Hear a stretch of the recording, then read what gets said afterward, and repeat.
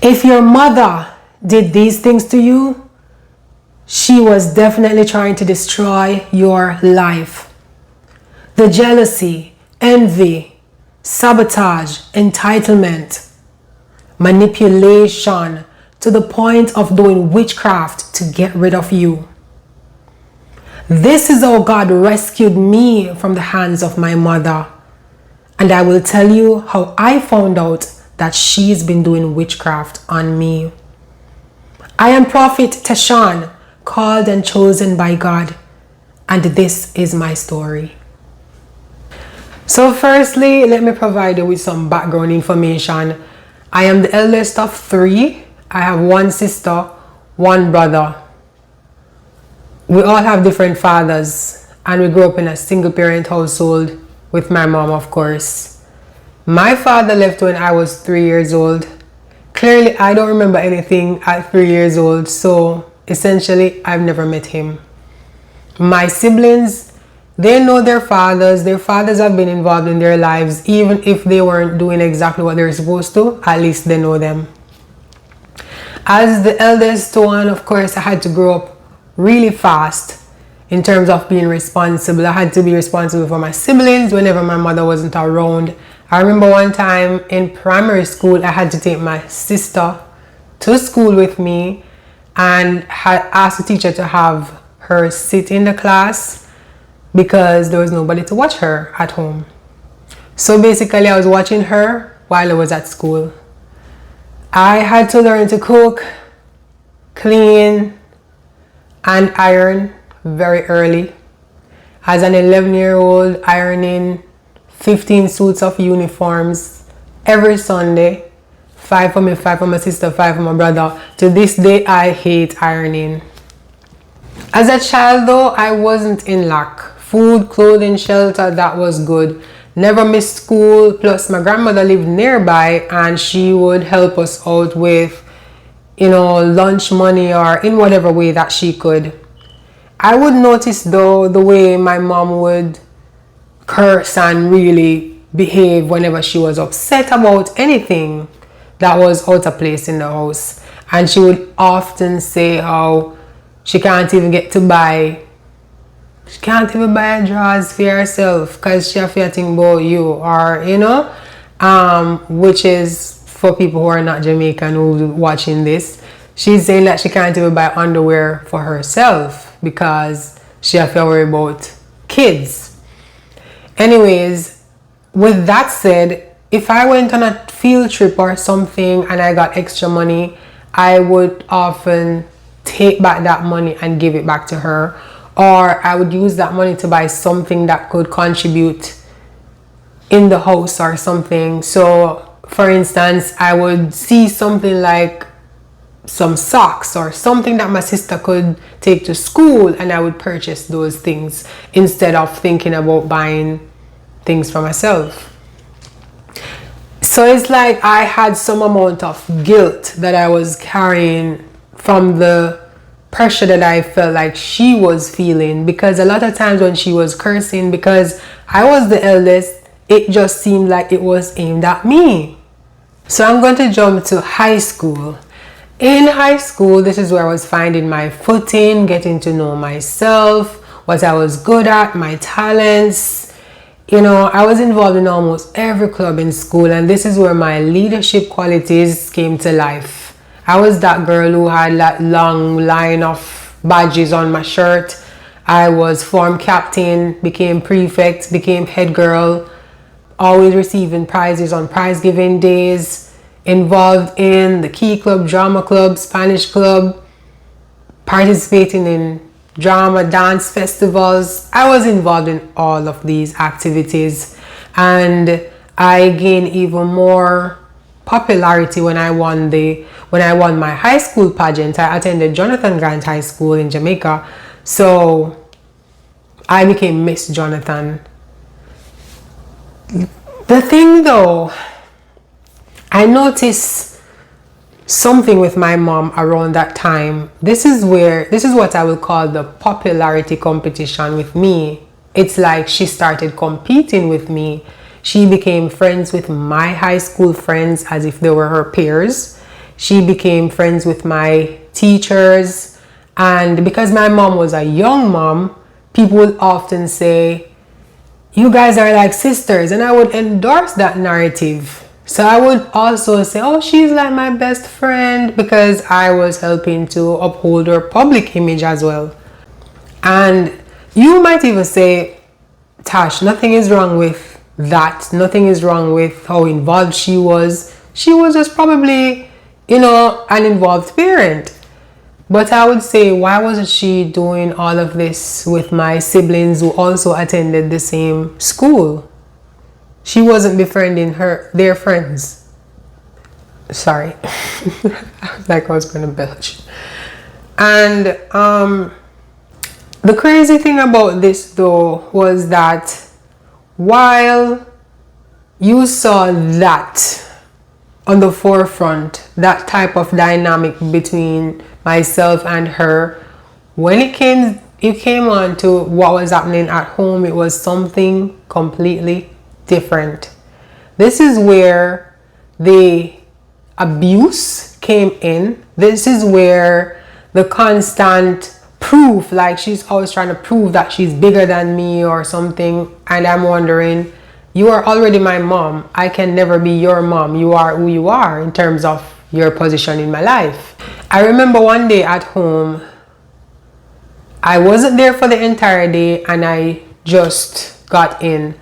And she told me to wash the dishes. There was a sink full of dirty dishes and she told me to wash the dishes. And I was saying, but mommy, that's not fair. I mean, my siblings were there and I wasn't even there all day. I didn't use any plate. Why I have to wash the dishes?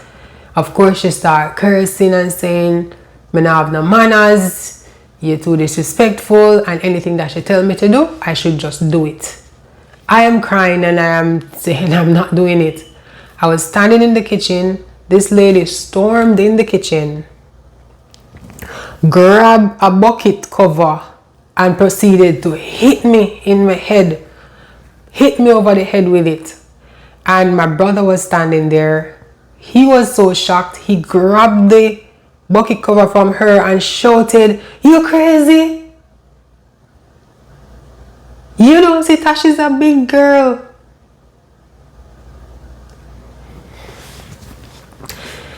You see, the thing is with my mom though, and this has always been the case, that people never said this side to her. And I never spoke about this because at the end of the day, she's my mom and I never wanted to see her in that light. It's like I was always in denial. My mother doesn't talk to me as her daughter whenever there is any issue. My mother attacks me like she's trying to fight. She'll push up her body on me and say, "Fight me, fight me." And she will just start cursing as if she's cursing a random woman on the street. Any nasty word that comes to her mouth, that is exactly what she's going to say. She always tell me, "You think you're better than people, you think you're all that, who do you think you are? Miss World." She called me these names, Queen of Sheba, you think you're Queen of Sheba. And it was just always a constant thing whenever we were home. But when we're outside, my mom will hug me, my mom will kiss me. But when we're home is a different story. The simplest thing, my mom is kicking me out the house, calling my grandmother to say, "Come take this girl out of my house." But when my grandmother came and she would take me to her house and I'm staying there, my mother starts sending me little gifts, cook, send me a plate. And I'm like, I'm not eating that, because you're not going to treat me that way and then try to give me food to eat. I don't want it.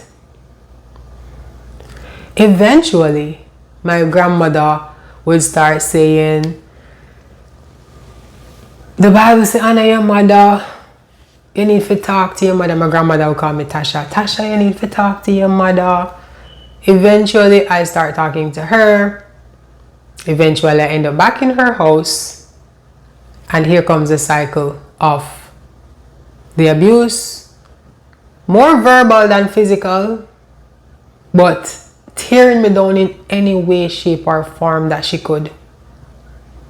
I remember one time when this lady physically put a piece of furniture, to use a piece of furniture to block a doorway, to block, because my room was like to the back of the house, so she blocked the doorway to the furniture, so I had no access to the kitchen, nor to the bathroom, nor to the living room. So it's like I'm blocked out of the house. I had to walk outside to come around if I needed to. And for that period of time, I would just, as long as I had money, I would just go and buy burger to eat. Because I'm not in the kitchen. She would just say, nobody can stay in my house and don't talk to me. Because whenever she treated me like that and I'm in the house, I would just shut down. I don't talk much. I would just shut down. But then you treat me this way and then I shut down, and then you're even more angry because I'm not talking. And then she blocks the door, so I'm just shut off. You might be asking or wondering if my brother or my sister were treated this way. Nope. My siblings were never treated this way. And she had this thing that she would always say. From when I was in high school, she was saying this: you soon fall off of your high horse. Anytime I'm doing well, she would say, you soon fall off of your high horse. And then when I'm down, like for instance, show me out the house, I'm at my grandmother's house, she come and she be nice to pull me back in. Meanwhile, she would call people, my grandmother, friends, family overseas, and tell them all kinds of bad things about me. I don't have any respect, I don't have any manners. While I don't know what I've ever done to say I don't have any respect or any manners. The only people who knew about these things would be my grandmother and my siblings. Nobody else knew about these things, because I never spoke about these things. And it's like I didn't want people to think my mother was a bad person. So none of my friends knew about any of this. It's like I wanted to see her how I wanted her to be.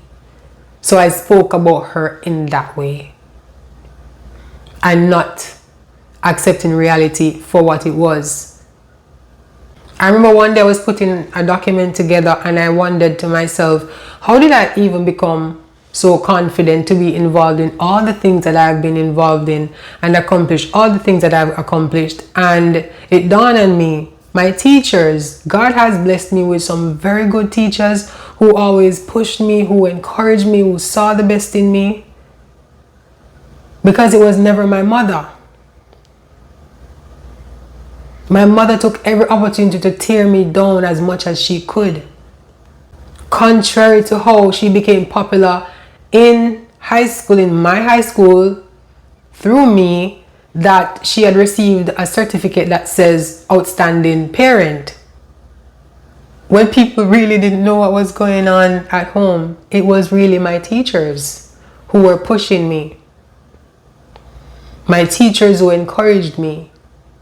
But regardless of everything that was going on with my mom, it's like I found myself trying to justify her behavior, trying to justify everything. I would say to myself in my little teenage mind that, maybe if I just do well and be successful, she will be proud of me because she did not get the opportunity to do a lot of the things that I have been doing. She didn't get a chance to do those things. So if I just do well, then she would be nice to me and she would love me. I remember one day I said to her, every trophy that I get is for you. That's what I said to her. So I graduated college. So I graduated high school and I wanted to go straight into university full time. And of course, finances wouldn't allow that. So I started my first job. I got my first job with Sagicor and I started university part-time. I was going to the University of Technology part-time, studying business administration and seeking out any grants or financial assistance anyhow that I can get it for school. Whilst with my job, every dollar that I was making, I was giving it to my mom. I only had enough money to go back to school. During this time as well, if my mom needed to take out a furniture or something at Courts or any furniture store, they were all in my name because my mom never really had a job. So because I had that proof of income, everything was always in my name, which was fine. I had no issues doing that. And she would take them on layaway and make her payments and so forth. But while I was in that house, did I mention that I ended up stopping school because I couldn't afford it, so I had to stop school. But while I was in that house, that is where, at that time, that's where the entitlement started with my mom. It's like I couldn't have anything without my mom having access to it, or without her thinking that I shouldn't have it if she can't have it. For instance, I had this gift I had received from a friend. She had given me for my birthday 6 drinking glasses and the jug, the set, right? Because we always used to say that we're buying things that we can move into our own place with. So it was in my room until one day I noticed it was only the drinking glasses. The jug was missing. When I asked my mom about it, she said it was the jug that break from the other day. And I was like, what? She said, me not staying, you not staying at my house and mash up my things them, and then you can move into your house with your things. So instead of asking me if she could get the jug, she felt it was okay to go into my room and just take out my stuff and put it in her kitchen. Another time I had a gift that I had bought for somebody at my job and I had it under the bed. I came from work one day and I checked the gift just to realize that the wrapping paper was torn apart. When I asked my mom, she said she don't want nothing in her house that she don't know about. Again, instead of just asking me, she did what she did. I would probably come from work and I notice the curtains change or the sheets change on the bed, and she would just say, oh, I was cleaning and I just come in your room and change such and such. Eventually I realized that she was only doing that because she was in the room searching, and because she didn't want me to notice that she was searching, she just changed out the stuff. So when I see things move around, it wouldn't seem anyway. She would go through all my things, whatever she see that she wants, she just take it. I couldn't have a book or something that I was writing down things. No, she would go through everything. And even as that, at that time, as a contributor in the house, it was still the same verbal abuse, trying to fight me. And then she would call other people and tell them that I'm trying to fight her, which is always a lie. If there's a disagreement, I remember one day there was a disagreement, she literally came into my room, and because the dresser that was in my room, I've had that dresser since I was a child. So since I started working, I bought a new dresser and I bought a wardrobe to put my clothes, to hang up my working clothes in. And because we had this disagreement, she came in the room and physically started pulling the dresser out the room. Come out of my house, come out of my house. Start pulling the dresser out of the room. Again, my grandmother came and my grandmother started saying, you know, she said them don't like you over here.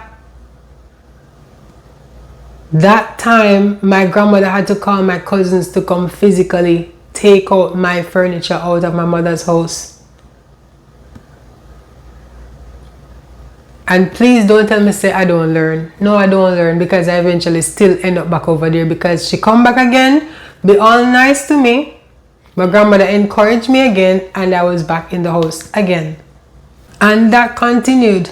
The constant tearing me down, cursing me out, lining me up with bare bad word. One day I told her, bad word are your strength. She was livid. She was so upset.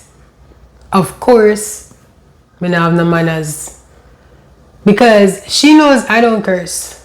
So she knows I'm not going to answer her. And even if I curse, I don't want to answer my mother that way there. So yeah, I tell her, I said, bad word is our strength. But it was a constant thing, beating me down with words. You know, one day, I'm going to share something that I've never shared. One day, I was going to work one morning in Kingston. And as I stood at the side of the road, getting ready to cross the street, I don't know where these thoughts came from out of nowhere, but this thought just came to my mind that I should just walk in the street, just walk into the street. And I stood there, and it's almost like I'm having this back and forth conversation in my head. And so it's like in my mind, I'm saying, I'm just gonna let this car hit me. And another thought was, no, but I don't want to die. And it's like this other thought is, you're not gonna die. You're just gonna get hit, and you're gonna end up in the hospital. And now you're gonna feel loved, because everybody's gonna come around to check on you. Everybody's gonna be around your bed at the hospital, and you're gonna feel so loved. And I'm like, okay. I stood at the side of that road, and I remember this car was coming. And I waited, and I waited, and I waited until the car was close enough. The car was coming at a particular speed, and I waited until it was close enough, and I just stepped out in the road. And when I stepped out in the road, the car just swerved. Whoops! I know that driver was so shocked. The way that car, until today, I don't know how comes I was not hit. But God. The way the car swerved, it's like somebody moved the car from me. And when I continued walking and I got to the other side of the street, I just start bawling. Because I was just like, what just happened? I just started crying. In about a week, I was offered a job to leave. And I left Kingston. I packed a suitcase. I left my mother's house, and I went to Montego Bay. This was the first time I was leaving my mother's house, and I was gonna live on the property where I was gonna work, because I was gonna work at Sandals, Montego Bay. It's like when I went for that interview, it's like the job was for me, because there are other persons being interviewed for the same position. It was one opening for a female for the same position, and I was the one who was selected. I'm just setting up at this camera. I had to take a break because I didn't realize that talking about these things would be so heavy. So let me jump right back into it. As I said, I was now at Sandals, and this was a shift, a new beginning. I was now out of my mother's house and in a new environment. Great things was about to happen, but at the same time, I was about to discover more devious ways about my mother and how she really feels about me. So I went to Sandals June, July, August, September, October, November, December. I entered Miss Sandals pageant, and my mom was there because I came to realize that as a staff who lived on property, I could have guests come there and they would benefit from the all-inclusive experience. So I told my mother about it and my siblings, and they came for the experience. When I entered Miss Sandals, I won Most Talented. It was a great experience. And it was around that time that I had also auditioned for Magnum Kings and Queens. I actually won Kings and Queens while I was still employed at Sandals. So when I went for the audition at Kings and Queens, when Miss Kitty called out the top 10, she singled out somebody, me, and she said, I want to see back this contestant next week, but I want to see you singing a different song, something that matches you more. And because I was singing something more conscious, like, you know, positive vibe, but she wanted hot girl song. She said that a hot girl song would fit me better. So I went back to the audition and I did that. I remember that December, it was New Year's Eve. I was taking a walk after work at Sandals, and I was just saying, Lord, I need a change. I just feel like I don't belong. I just feel alone in this world. And I remember even saying that to my mother at some point, and she would say, you know, if you say that, you have me. You know, and it was 5 months after me saying, Lord, I need a change. Not 5, actually 4.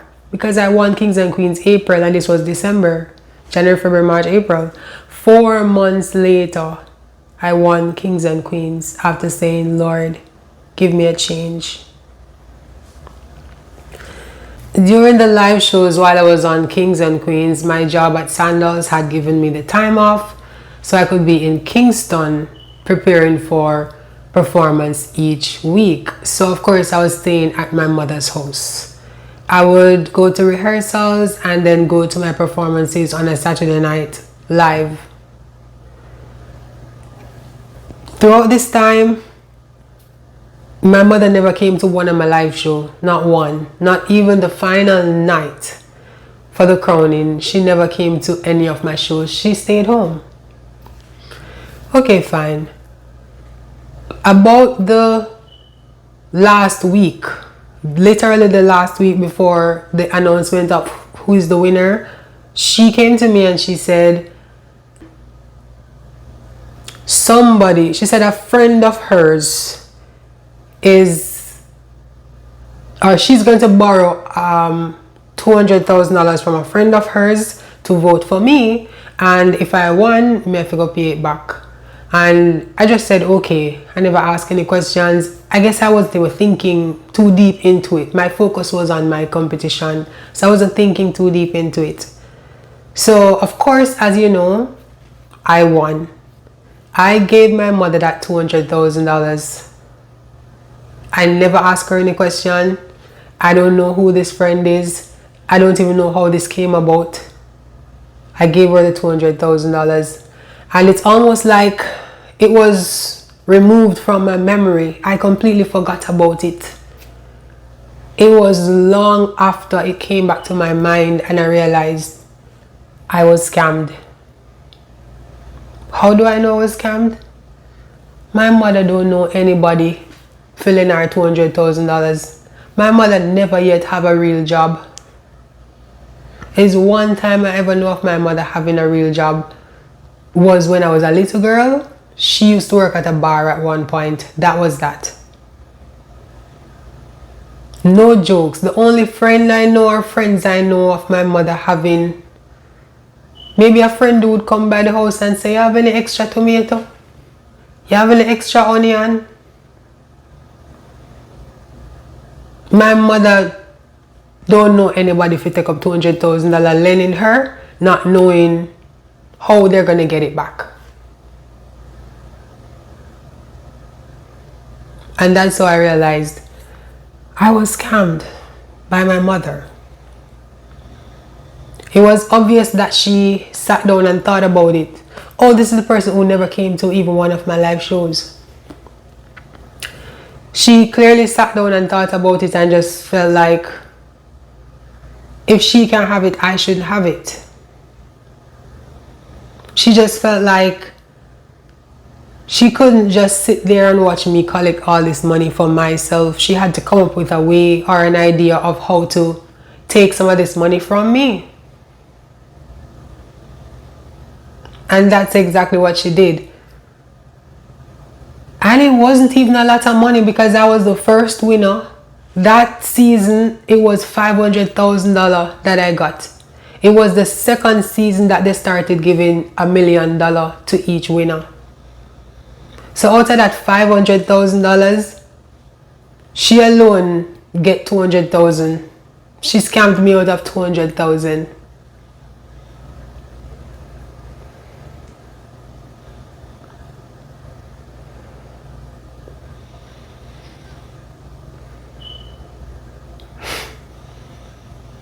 I was like, when I thought about it, I was like, okay. I would have never have thought that my mother would go so low. And the fact that I didn't ask any questions shows that I believed her in the moment.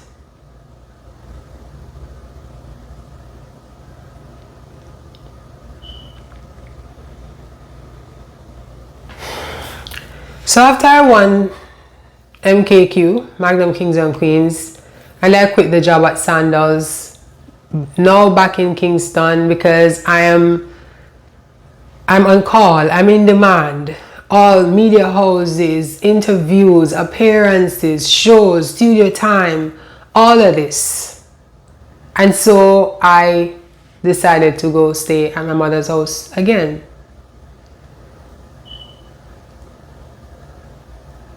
So while on the forefront, I looked like this happy girl doing great things and all of that. Mind you, my mother never once said to me, I'm proud of you in regards to Kings and Queens. Nope.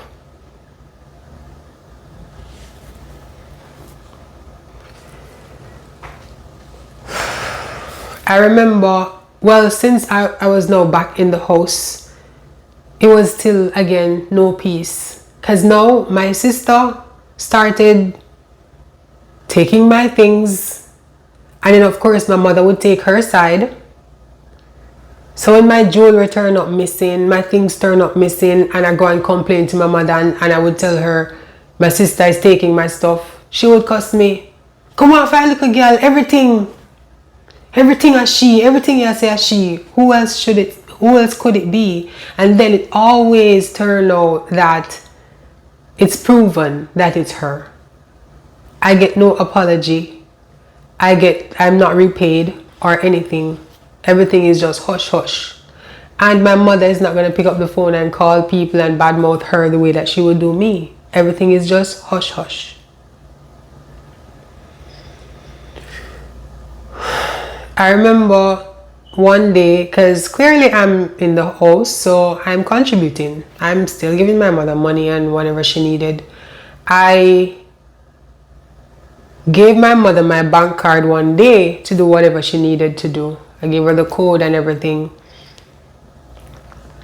A few days she gave it back to me, and when I checked my account, I noticed a separate $10,000 was was taken from the account, a $10,000 withdrawal. And I asked my mom, like, you took this extra 10,000? And she said, no. And I said, mommy, but is you alone have the card?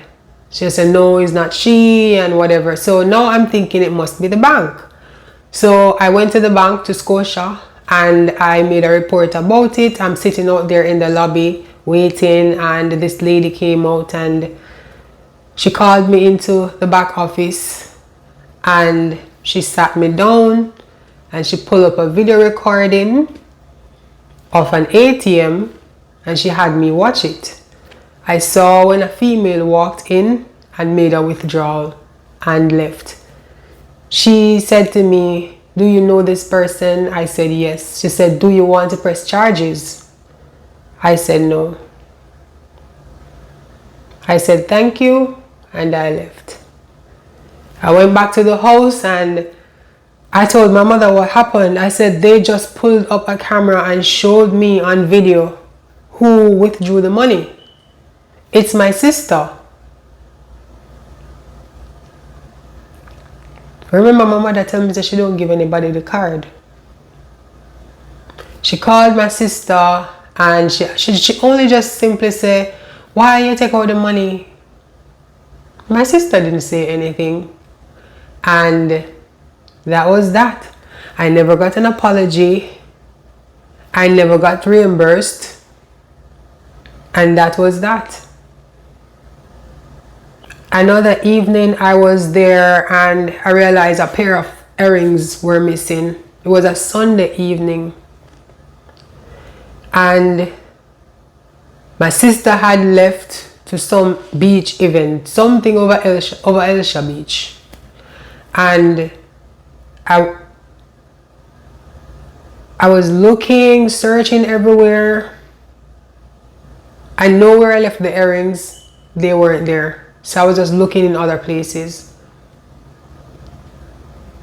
And I decided I'm not going to say anything to my mother because I can't take the cussing. I remember sitting at the back step. It was like 10 o'clock at night and I just sat around there and I was just crying. And then I heard the door. My sister just came in. When I went around there just to look, she was wearing the earrings. And I don't say anything to her.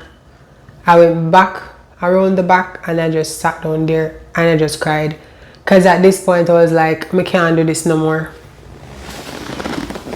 I can't deal with this anymore.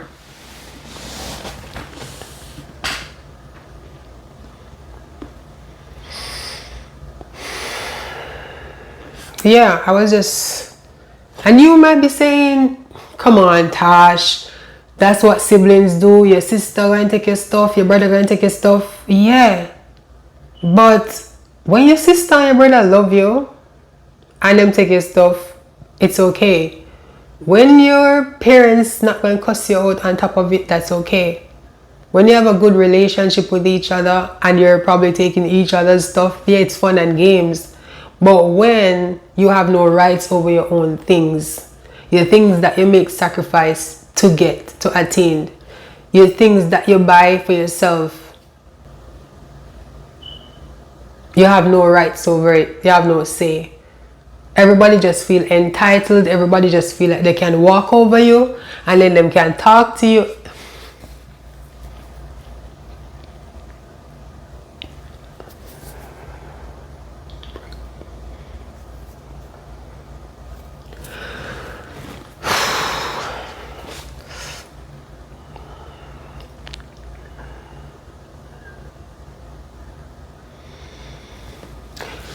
So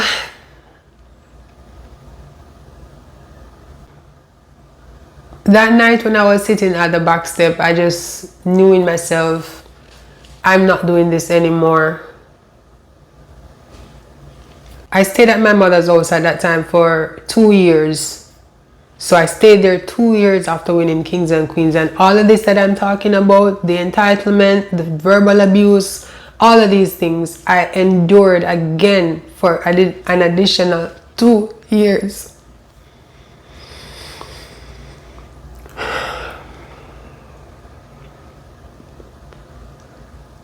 Oh my gosh.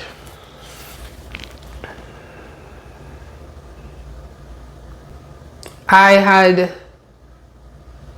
recently entered this relationship with a guy in that final year while I was in my mother's house, and he knew that I wasn't getting along with them, and because he owns his house, so he would always tell me, you can come by me, you can stay by me sometimes if you want or whatever. And I would always say no, because for me, in my mind and in my heart, it was always like, me no want to live with a man.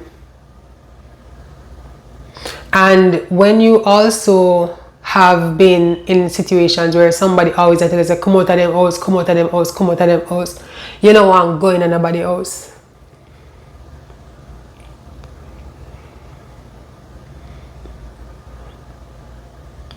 But that night, I just knew I can't stay in this house anymore. And I called him and I said to him, can you come for me? I packed a small suitcase and I left. I went to this house and I stayed there for 11 months. And I told myself, I knew you're not catching me here.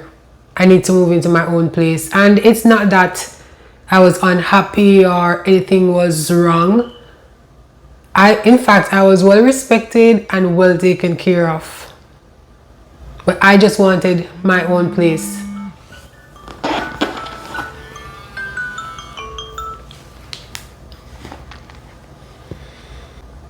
For instance, he was an early morning person, and because of that, he would always make his breakfast early. I would always be getting breakfast in bed.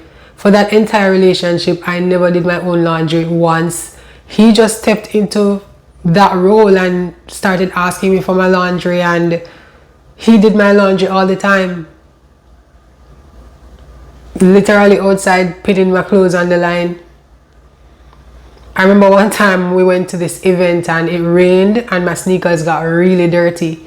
By the time I woke up the next morning, my sneakers were cleaned off, down to the bottom of the sneakers clean. So I'm just saying this to say that I was at peace.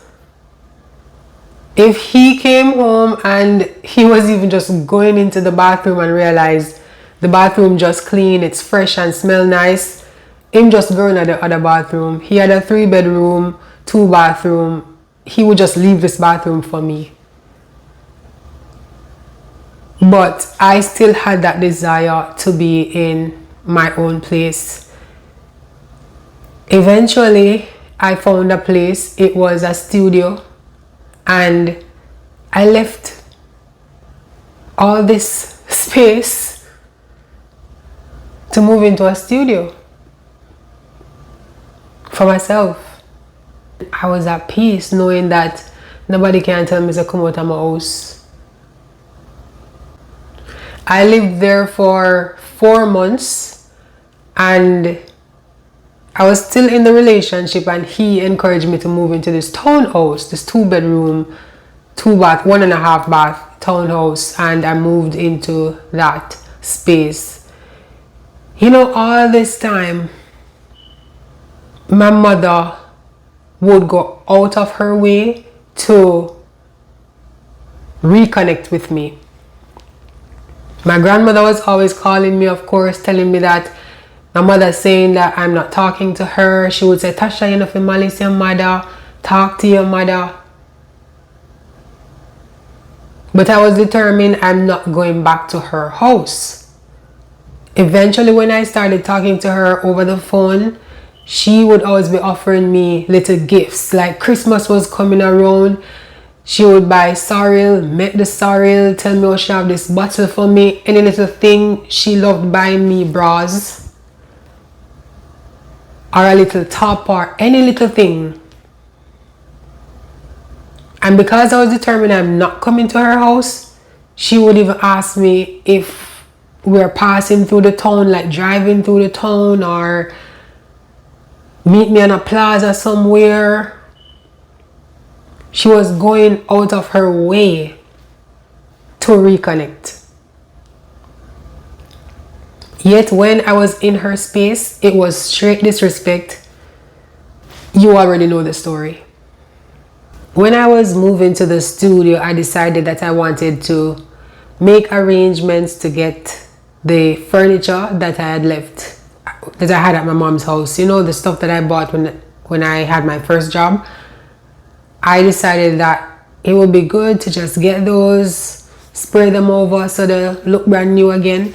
The person I was with, he was saying just get new stuff, but for me, they meant something to me. These were the first things that I ever bought myself, you know, in terms of furniture. So I made that arrangement, and my mother told me that she gave away my bed to my brother. So he bought me a queen size bed, a stove, and a fridge, and I moved into the studio.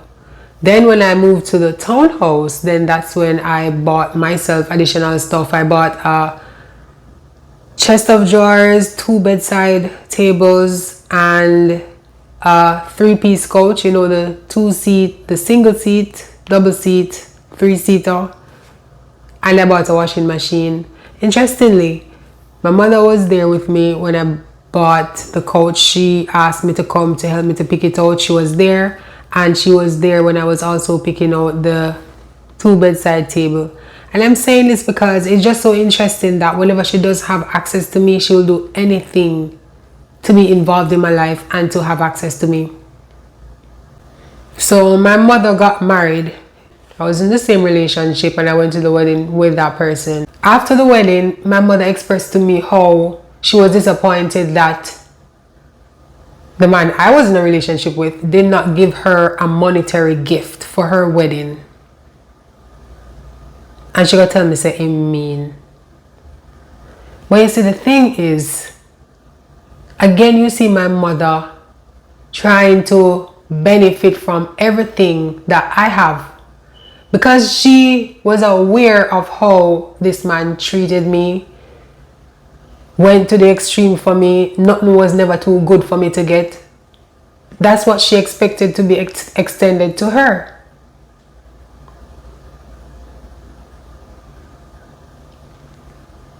And that was always the case. The entitlement, the expectations.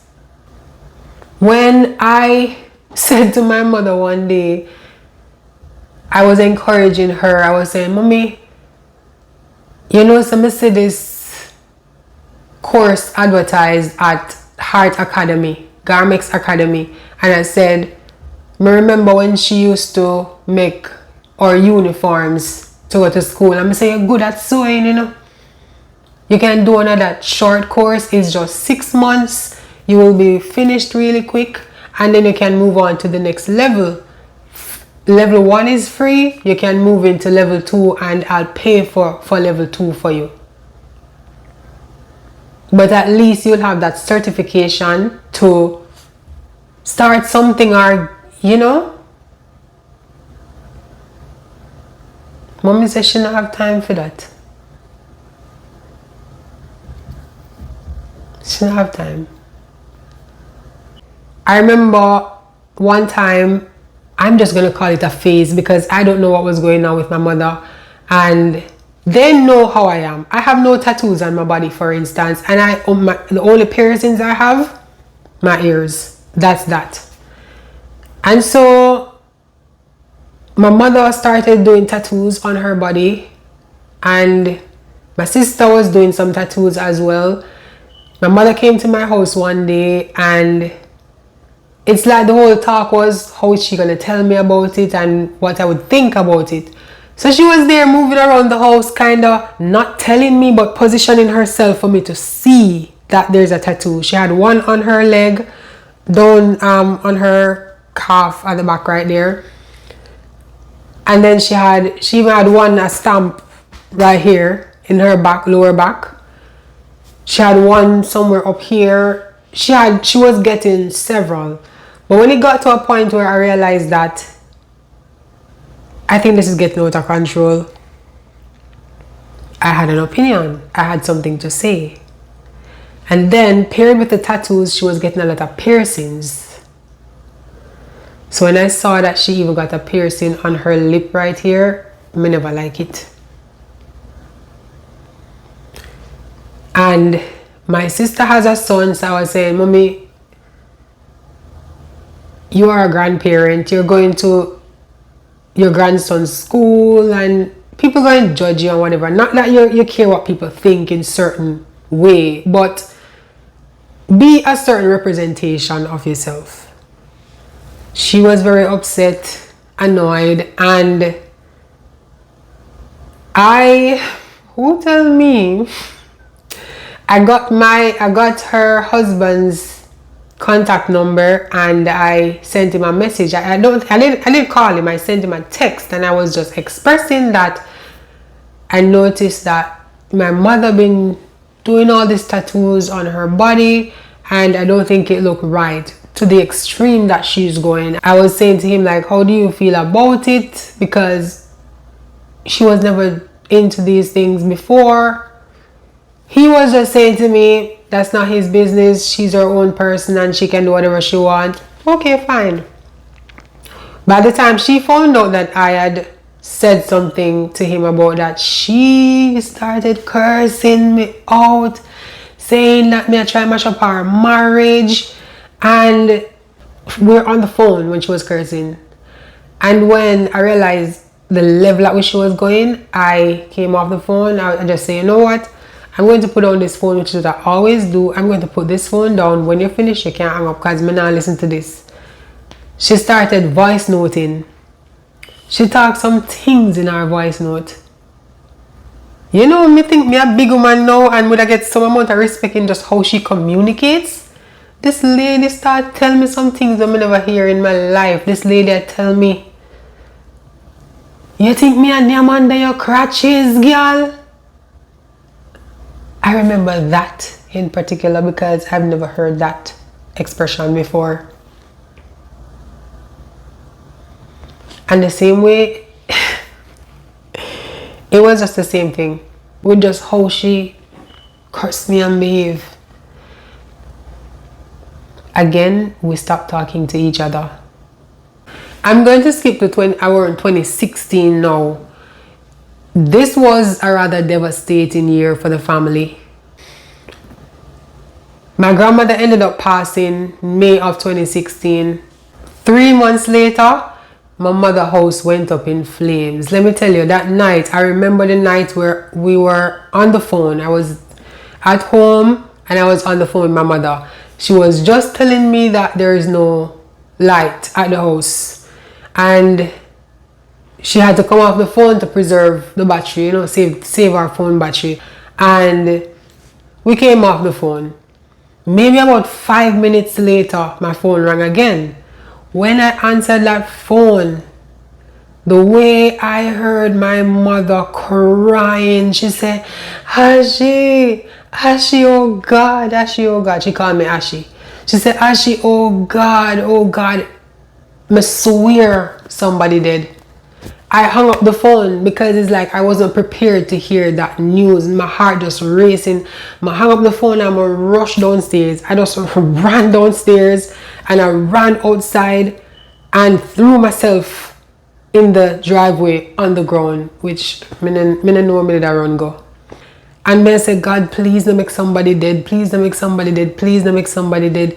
My grandmother just died. I can't deal with this. I can't deal with this. Because the way my mother sounded, I really thought somebody died. I took out my phone and I called one of my high school friends who is still friends with my mom. I called her and I said, something happened, and she was like, what? And I say, I don't know, but something happened. And she said, what? Calm down, what? And I said, my mother just called me, something happened. And she said, all right, calm down, let me call her.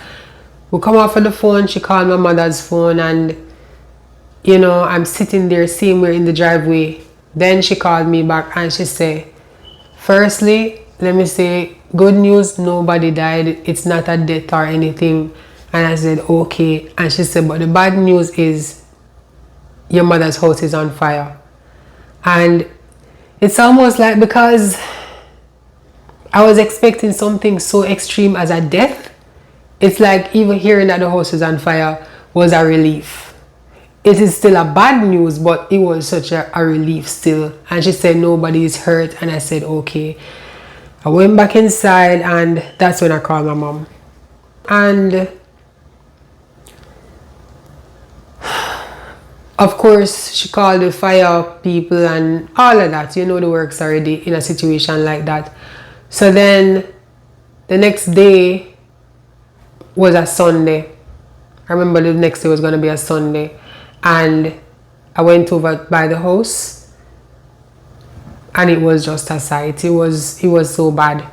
So the thing is though, on my side, I was just getting ready to move out of the townhouse, because this was now almost 5 years I was living there. And I was house hunting, and I came upon this amazing place that I loved, in a gated community, 24-hour security, pool, amenities, you know the works. And what I was excited about was the fact that I would be the first one living in the house. It was a brand new house, so I was so excited about that. So it was crazy that I was at a happy place in my life basically, and then my mother was going through such a devastating thing. So clearly I wasn't feeling good about everything. She came over to my place for the first time when I moved into that house, and when she walked in, the first thing she said, wow, this house should be mine. Because she saw it's an open concept, just white walls, white kitchen, everything was just white and bright. And even though in that moment I was like, why did she have to say this should be her house? You know, as opposed to, Ashi, the house is nice, like, I love this for you. But anyways, it's a 2-bedroom house, 1 bathroom, and I told her she could stay, you could have your own room, you know, everything would be fine. And she stayed there for a couple of days. I was always traveling, so I had a lot of clothes, a lot of new clothes and shoes. I took out like all of these stuff, and you know, and she was just so happy that I was able to give her all these clothes after what was happening to her. And I remember her saying, boy, God is so good, because it's like all this time you were shopping, you never know say me you did a shop for. That's what she said to me. While she was there though, she was just rather uncomfortable. It was just evident, it was obvious. For instance, my mom is somebody who just likes to relax when she's in the living room. Like I said, I had a 3-piece couch, and she would always sit in the single seater. She wouldn't just relax, you know? She would just always just sit in the single seater and just almost not moving. My sister was in a relationship with a guy who had I don't know if it's a studio apartment or a 1-bedroom, but it was a 1-bedroom. And my sister was staying there with him because of the fire, and my mother opted to go stay in the 1-bedroom with my sister and her boyfriend and my sister's son and the little girl that she had. What? I mean, all of them sleeping in the 1-bedroom. So she chose not to stay by me because she was obviously uncomfortable. But I'm just gonna ask you, make it make sense. I wondered if it was just her conscience after how she treated me all these years and always tell me to come out our house, I know she would have to be staying in my place.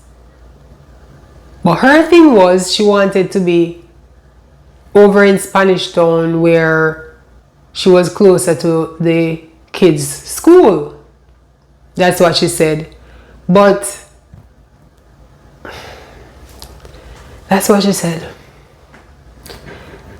It just never makes sense, but it was what it was. Like I said, maybe you could tell me. So I was reaching out to friends who I know in certain position. For instance, I had this friend who is a director of a company. So I reached out to him and I told him what happened with my mom, and he was able to write her a $25,000 check. I remember saying to him, you don't need to write it in my name, write it in her name. That literally looking at a check with her name on it, that will make her happy. I know how my mother stay with money. So, you know, she got that check, and I just tried to make sure that I was there for her in every and any way that I was able to. So 2017 came around now, and 2017 was a rather peaceful year. The noise was quiet. The noise wasn't done, but it was quiet. It was a humbling year for some people, if I may say so myself. And so it was very peaceful. It was the most bonding that we have done in a long time. For instance, they were at my place for Christmas, into New Year's, and we're cooking and eating and laughing, just having a good time. So 2018, we're in 2018, I decided, I think it's time for me to go back to school. I wanted a change. And this time I want to live on campus because I'm not stopping. So I decided, but I don't want to give up my place. I decided to pack up all my stuff and lock them into one of the bedroom, and then I sublet the other room and the rest of the house, so I got someone to stay in that part. So while I was packing up my things, my mom said to me that she would like to borrow some of my furniture. I asked her what she wanted, and she said that she would like the wardrobe. I said okay. She asked for the couch, and I asked her to pick the piece that you want, and she chose the large one, and I gave her the double seater.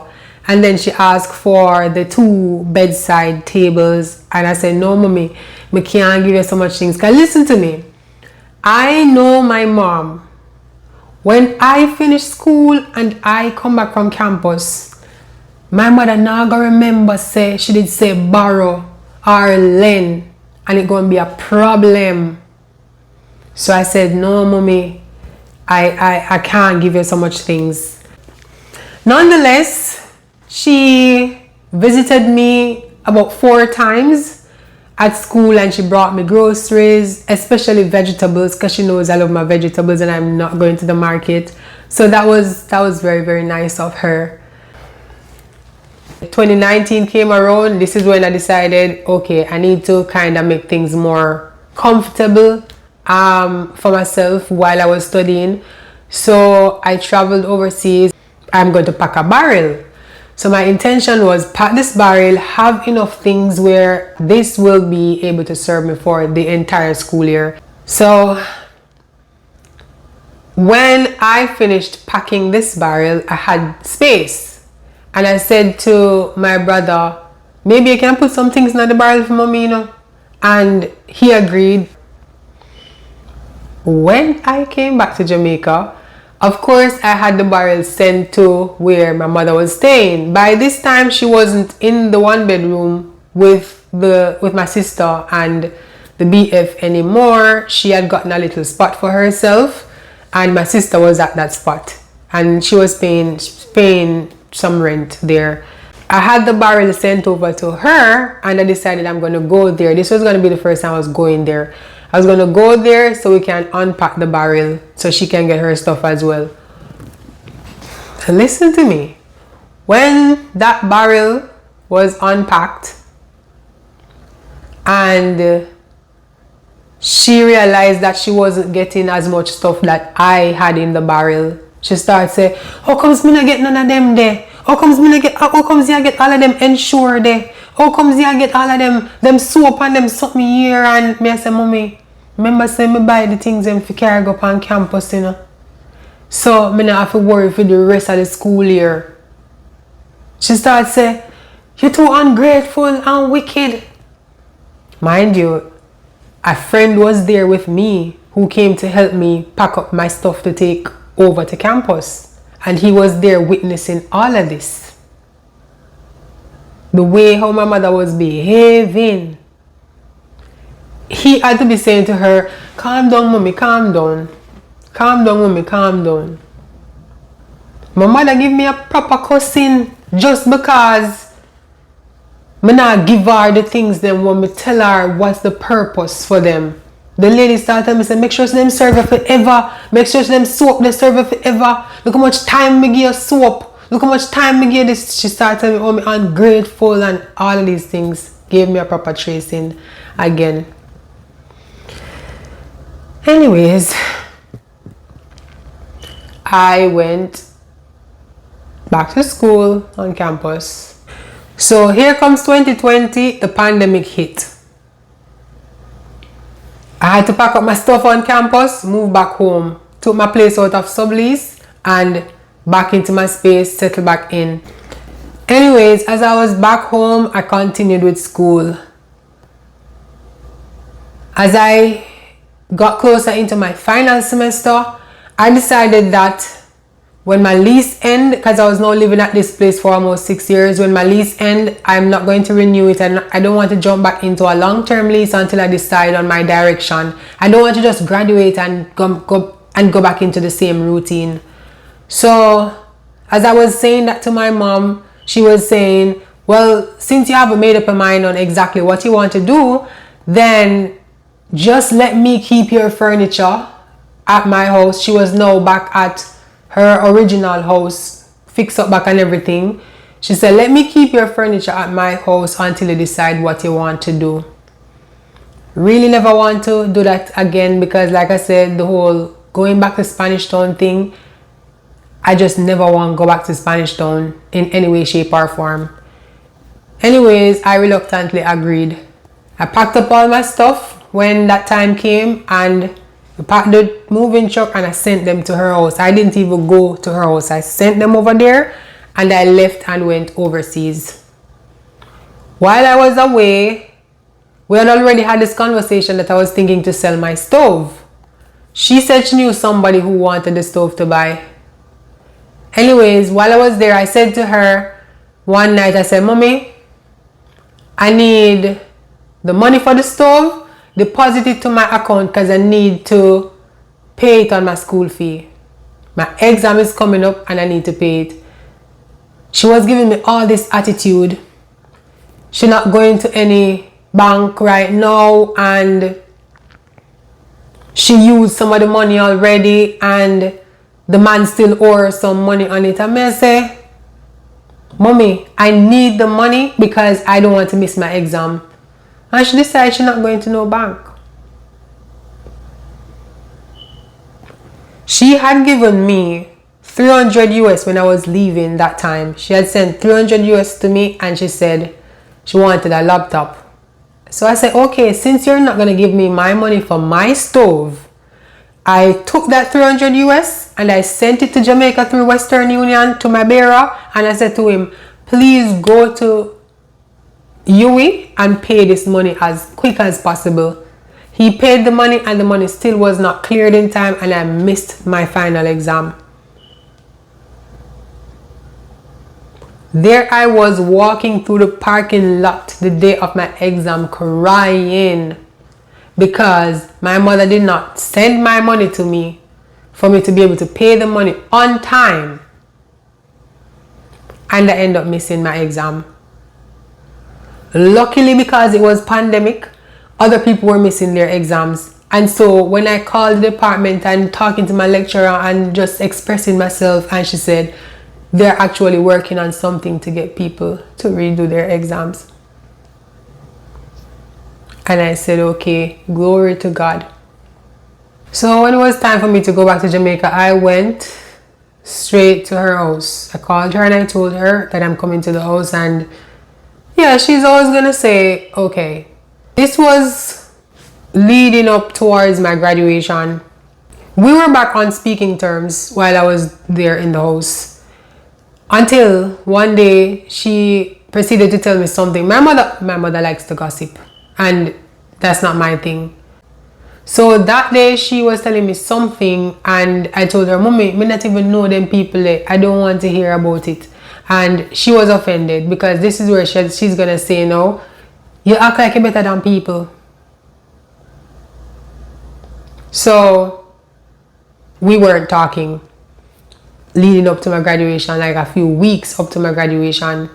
And I remember before we stopped talking, I remember saying to her, I think I might not go to my graduation. I might just go and take my photo and just call it a day.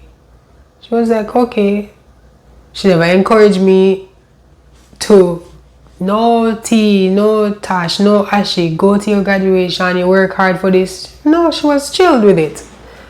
And it was something that I was considering for real, like not going to my graduation. And I remember one of my lecturers said to me, don't do that, go to your graduation. Anyways, I still was saying I'm not going. I got my hair done. When we were doing the photo days now, I got my hair done, my outfit, went on campus, and that day, I know for certain the Lord was just impressing upon me, like speaking to me. Not audibly, I never hear any words or anything, but it was just that His presence was just there, because I went there, I walked into the assembly hall, took out my card, paid for the photo. Then I saw where they had all the gowns lined out, so I went over there to collect a gown. When I went, the lady asked me for a receipt. When I showed her the receipt, she said, oh, you're not graduating, just go to your photo booth and they already have gowns over there. They'll just put a gown on you and you'll take the photo. As I was standing there on the platform where the gowns were, and I'm just looking left, right, like just panning the room, looking at all the students and people in their gowns and everything. It's like something just came over me, like I should be in my gown. I don't just want to put on a gown and they take a photo and take it back. I just had this feeling like I should be in my gown. I should be wearing my gown. There was a chair and I just sat there. And again, it's like this impression, just this thought, something in me is saying, go and pay for your gown. Go and pay for your gown. Go and pay for your graduation gown. I took out my phone and I logged into my account and I'm checking my account. Let me see how much money is there. Suddenly I see a figure in there that I wasn't expecting to see, because I'm thinking I don't have enough money on this card. I'm like, Lord, is this you? I walked over, and as I was paying for the gown, all the money on my card was going to come off my card. And I said Lord, I'm doing this by faith because I feel like you are telling me to graduate. But if I pay all this money for this gown, you are going to have to figure out how I'm going to get home this evening. Because remember, now I have to get back to Spanish Town. And my driver is like $3,000 to take me from campus, or $4,000 from campus to Spanish Town, because I wasn't driving. So I'm there and I paid for the gown.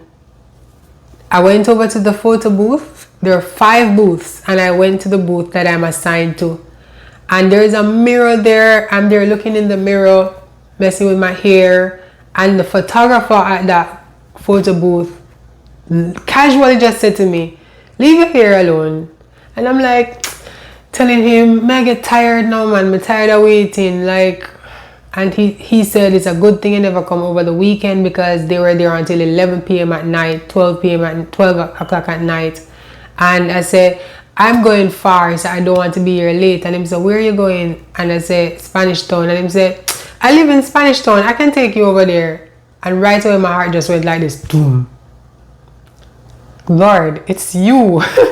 Because I'm like, I just said, God, if I do this, I'm doing it by faith. So you will have to figure out how I'm going to get to Spanish Town. And look at that.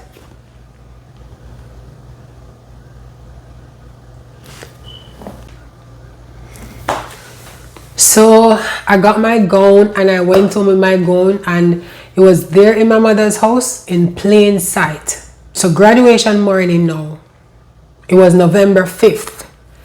I was up early. Graduation is 9 a.m. and 6 o'clock in the morning, my mother got up and went into the bathroom. I came out and I realized that she was on her phone with my sister. Based on the conversation, they were there talking and laughing. 6 o'clock in the morning, she's in and out of the bathroom, in and out of the bathroom. And I said to her, "Mommy, you can't make my bed before you because I have to leave out." She looked at me and she said, "Who do you think you are?" I sat there looking at the time, shaking, getting nervous. My makeup artist calling me, asking me, "How far am I?" And me I tell him, say, "Me going a little bit late, just give me some time." The photographer is calling me because he's going there, so he had volunteered to pick me up to go there the morning. And I'm just there nervous. Eventually she got out of the bathroom and I just looked at her and I said, "You are a sneaking wicked woman." And she looked at me and she said, "Keep talking and you don't come back in here tonight." And I said, "And I don't have to." I went and I took my shower, hurriedly put my stuff in my bag because I was going to do my makeup in my white dress. I wasn't wearing my dress. So I left, went to the makeup artist. I was getting so emotional because I'm just thinking, I don't want to be late. Next thing, the photographer was there taking my videos and everything while I was getting my makeup done. The makeup artist was restyling my hair, doing my makeup and everything. And then when I got to campus, I'm not gonna cry. When I got to campus, I got out of the vehicle. This random lady who was just standing right there near to the graduation tent, she's helping me to put my gown on and fixing the thing to go around the neck, whatever it's called. And I'm just shaking and fighting back tears because I don't want to ruin my makeup. I don't know why I was so emotional that morning. I was just like trying not to cry. The lady's telling me to calm down, you're fine. I got into the graduation tent and went into the marching line thing. It was just interesting that there was no family there, no one there, no mother, no sister, no brother, nobody there but me. And the fact that my mother just tried to sabotage my graduation, knowing that I was going to graduation that morning.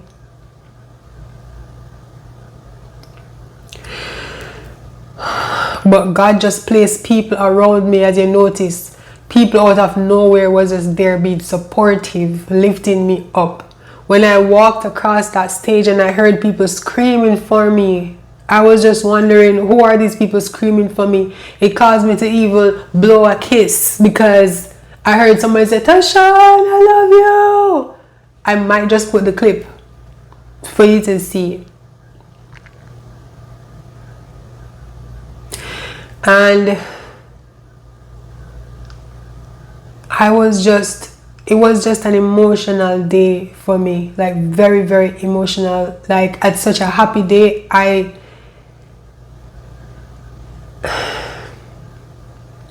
my heart was sad. But I tried to make sure that I put the best out.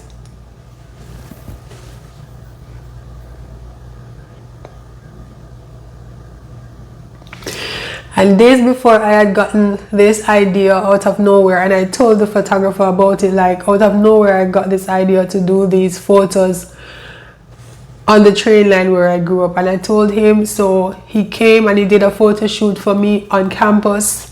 and then he drove me to that location and did the other part of the photo shoot. And this is a professional photographer. He was working for you shooting, and he did all of this for free. It was after the fact when I realized it was a vision from God for me to do these shoots. I just thought it was a random idea because that was not me. I'm not thinking about doing no graduation shoot on the train line.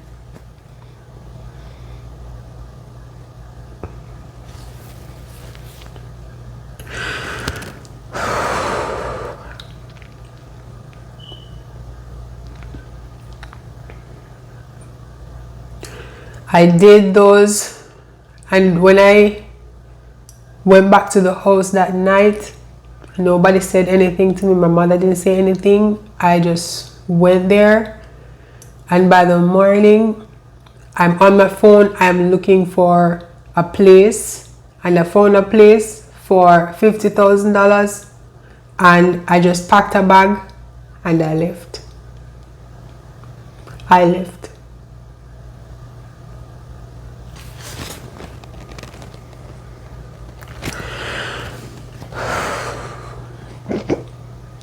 She didn't know where I went or anything, which she don't normally care where I was going. I left, and that was, like I said, the 5th of November. She did not speak to me on the 5th of November when it was my graduation. She never said congrats or anything. Neither my sister. Because my sister has this thing about her, whenever something is happening between myself and my mother, my mother would tell her all kinds of things. Whatever my mother says to her, I don't know. But she would just decide not to talk to me.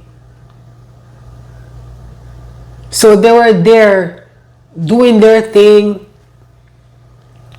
Like I said, I left the house, and November 5th, 6th came, the 7th came, the 8th came, and it was after I left the house, that was when I posted my graduation on social media, and I posted this, the caption was like a storyline, and I said in the caption, like, coming from humble beginnings, where you're from a household where you don't see people going to college nor graduating college. Most of my family members, they stopped at high school or they never went to high school.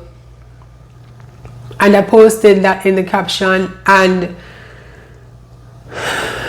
I was getting tons of messages from the media asking for a story.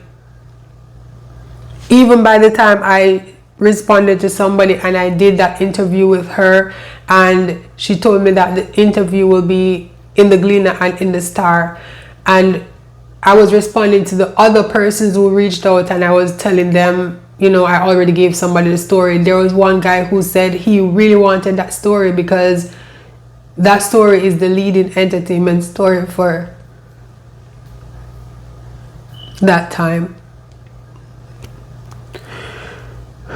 So when my story hit the media, and I was all over the media on the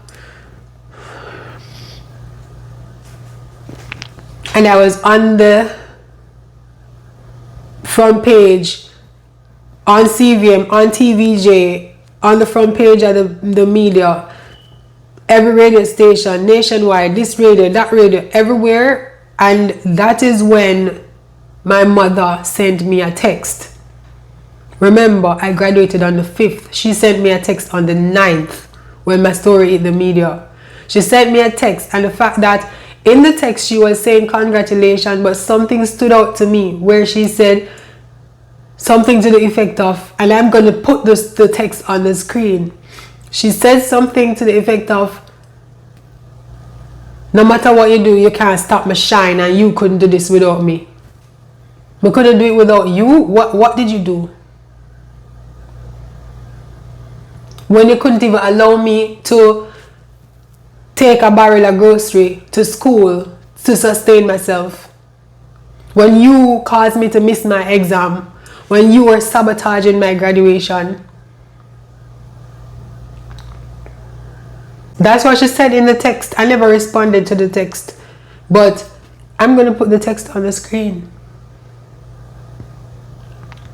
That was the day I realized that my mother is wicked to me. And she don't want to see me do great. And you know how I prove that she really don't want, like, it's like seeing me excel. It makes her upset. It makes her ill. It makes her, it's like she feels insulted. She feels belittled just to see me excel. It bothers her. And how I come to prove this, I still ended up going back to that house after like months way later. And one morning she said it to me. She was sitting right in front of the fridge, like she's packing the fridge, sitting on a one of those small lower chairs, and she was packing the fridge. I'm standing there by the counter, and she said to me, say, girl, if you ever know what you did to me. And I said, what do you mean? And she said, you make me cry. You make me cry. And I said, what do you mean? She said, I don't mean cry. You make me bawl. Me bawl, me bawl, me bawl, me bawl, me bawl, me bawl, me bawl, me bawl. And then she said, your graduation. You know how big your graduation was? Your graduation big. You get more highlight than even the valedictorian.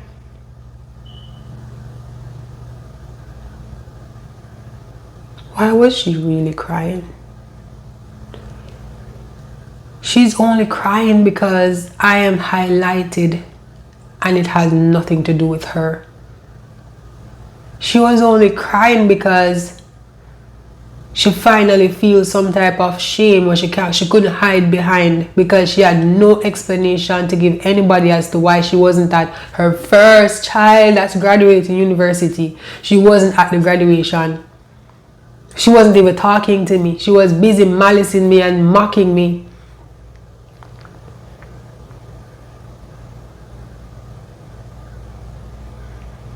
And I say mocking me because that's what they do when they sit on their phone and gossip about me. My mother and my sister and whomever else she's on the phone with, gossiping.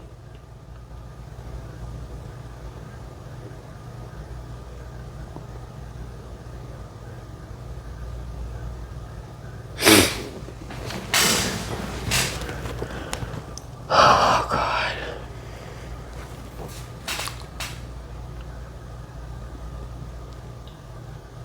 And when she tell me how she bawl,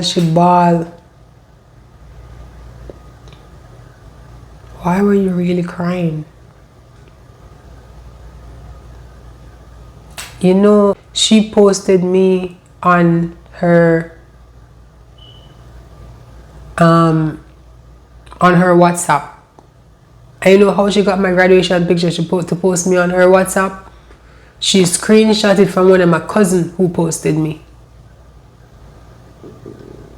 That's how she got my graduation photo. To this day, my mother has never seen my my degree. My mother has not touched my degree, and she didn't care about that, because in her mind is, how comes I'm beating down this girl so much and she still happened to be rising again? How come she can manage to be rising again and I keep beating down this girl? So when you think it get bad, it still get worse. After all of this happened, I was planning to go overseas, and I had to delay my travel because I was doing all these interviews and all of this. So as soon as that cooled down, I traveled for a while, and then I came back to Jamaica. I went into a short-term rental again, and then I had a friend saying to me, why don't you just go to your mom, since all your stuff over there and the money that you're paying in short-term rental, you could just give her some of that money. I never really want to hear that. But I went over there. I went there, and oh, by the way, just in case you're thinking, why was I doing all this short-term rental? I was planning to go overseas to do my master's. So that is why I didn't want to commit to a long-term, jump into a long-term lease. So anyways, I went to my mom's house. Again, she's always going to act nice like nothing ever happened. And all was well at first, like it always usually is well at first. And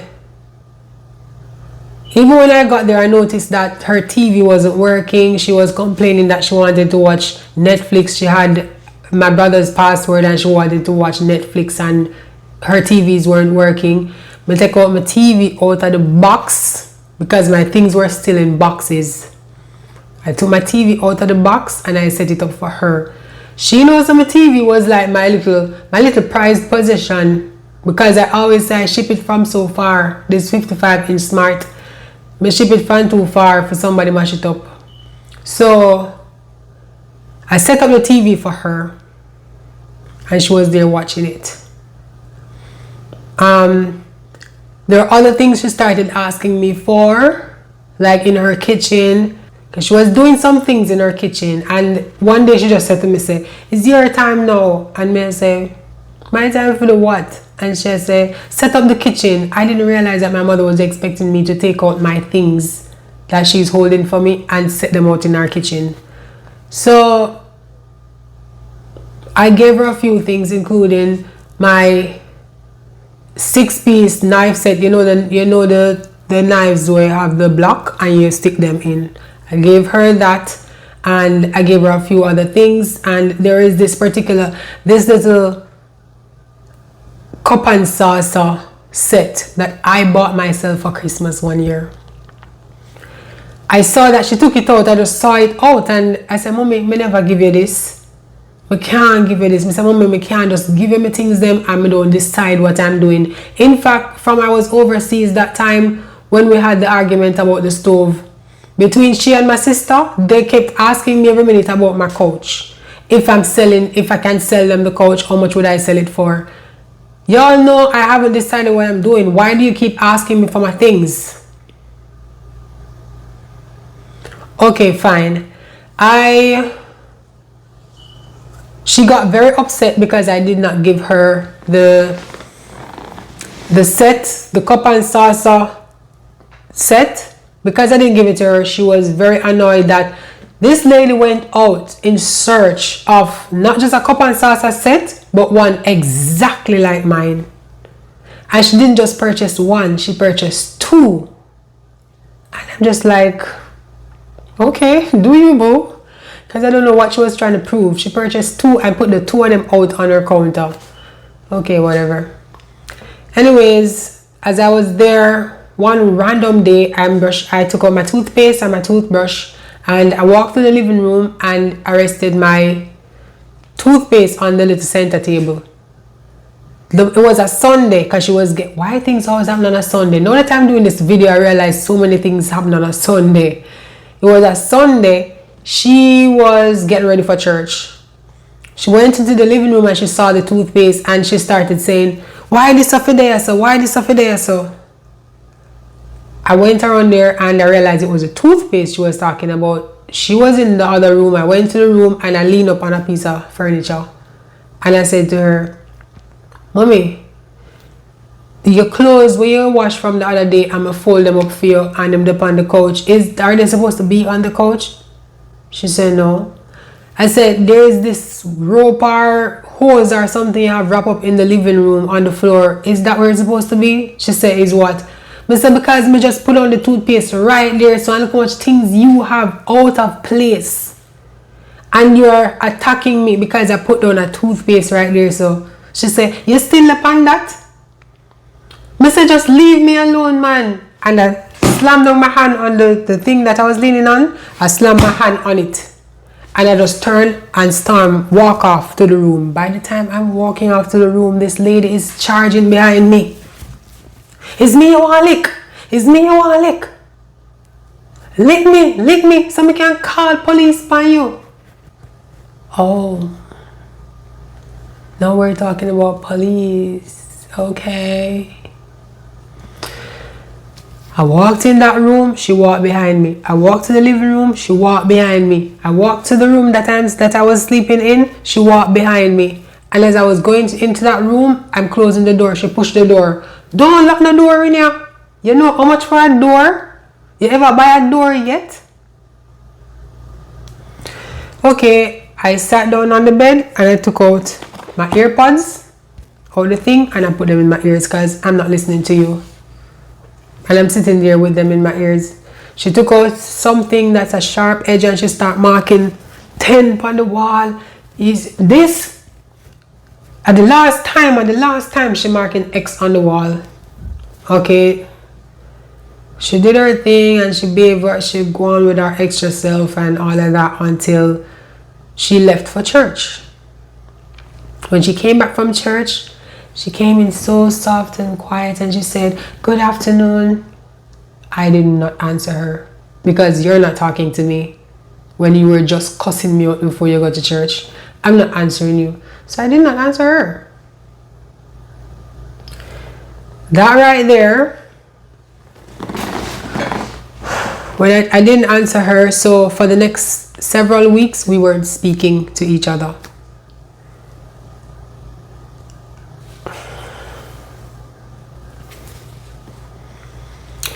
I'm sitting in the room that I was staying in at her house. I'm sitting there in front of my laptop, finalizing my application for my scholarship that I was applying for. Like I said, I wanted to do my master's. So I got a random text on my phone, like a notification just pop up out of nowhere. I looked at the phone. It was kind of weird. I don't think I follow this page. Why am I getting a notification? But the title says, "Don't let people get you out of character." It was so interesting that I screenshot it and moved on. I got up and went to the other room where I had my suitcase. I just came from overseas with a suitcase with some new clothes, new everything. Me even did a show her them when me just come and we did cool. This lady did nothing more than, look, I went into the room, I went into the suitcase and I noticed some old clothes packed up in the suitcase, some old jeans. And I'm like, why would she do this? I walked into the living room where she was sitting and I saw her sitting on the couch eating crackers, and on the table in front of her, the little center table, she had the peanut butter jar and the Nutella jar. And I said, "Mommy, why you put them dirty clothes there, old clothes there in my suitcase with my new clothes that Mama just come here with? Why you do that?" She not answer me. I said, "Mommy, why you do that?" I just step over to where she is and I use my hand and just lick the peanut butter buckle jar off of the little table. Both the peanut butter and the Nutella, I just hit them off, them fly across the room. She was so shocked because she's never seen me reacted to her in any physical way. Contrary to all the lies she tell people all the time about how I always do this and whatever. There is no such thing that I've ever done. So she was so shocked. By the time she get up and she start cuss, I just walked back to the room and I sat right back in front of my laptop. And when I hear her coming around there, I heard her coming around and cursing. I took out my phone and I said, "Don't come near me. Don't come near me. I'm recording you." And I'm saying this because I know how she stay. She will want to come close to me and come put her little hands on me. So I told her, "I'm recording you. I'm recording you."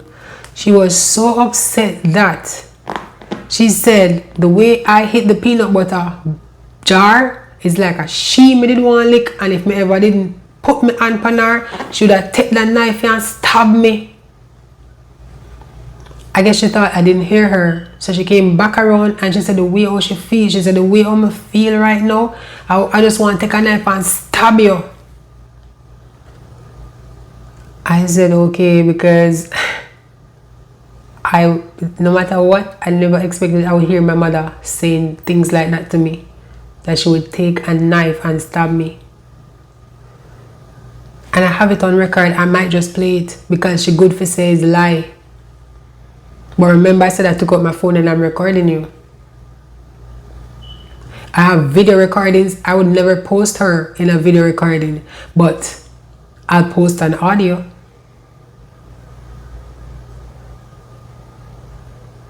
The lady said she will stab me. She continued with her cussing, and I guess she think it's an accomplishment that a lot of my friends from high school, she's still friends with them, even people I no longer talk to. She starts saying people only like you and love you because them don't know you. I don't know what is there to know. You are not a body, you is nothing. You is nothing. And she cussed and she cussed. She cussed till she started crying. She was crying so much that she came towards me with a stick, like a mop stick. And I guess she just could not hit me. So she started beating. Like I'm sitting right here and the door is right there. And she stood right there and she beat the door, she beat the door, she beat the door, she beat the door till the mop stick start break. The thing break and fly across the room. That's the level of aggression she was feeling.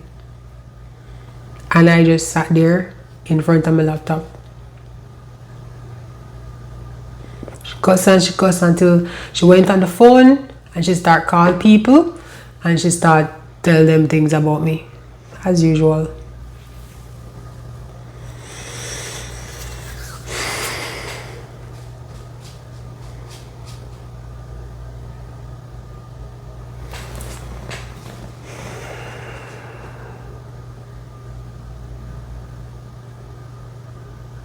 The next morning, I didn't sleep because my thing that I was working on was due 7 o'clock the next morning. So I sat there the entire night.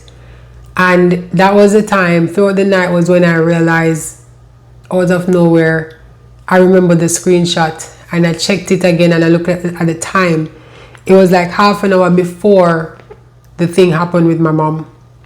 And I said, oh my gosh, this was a message, this was a word to me and I didn't realize. And it said, don't let people get you out of character. Because she has never seen me done anything physical. That was actually out of character for me. Anyways, the next morning, she came into the room bright and early before 7 o'clock. And she just started ripping the sheets off the bed.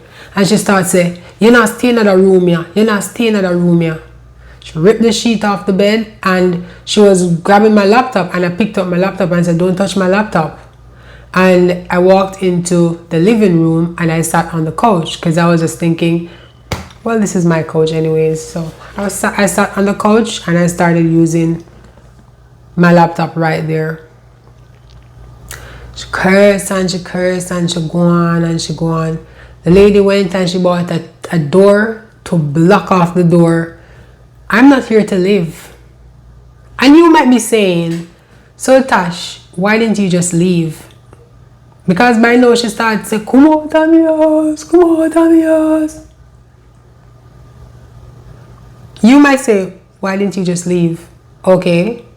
The reason I didn't leave because I already was giving her money that I would have been paying to a short-term rental.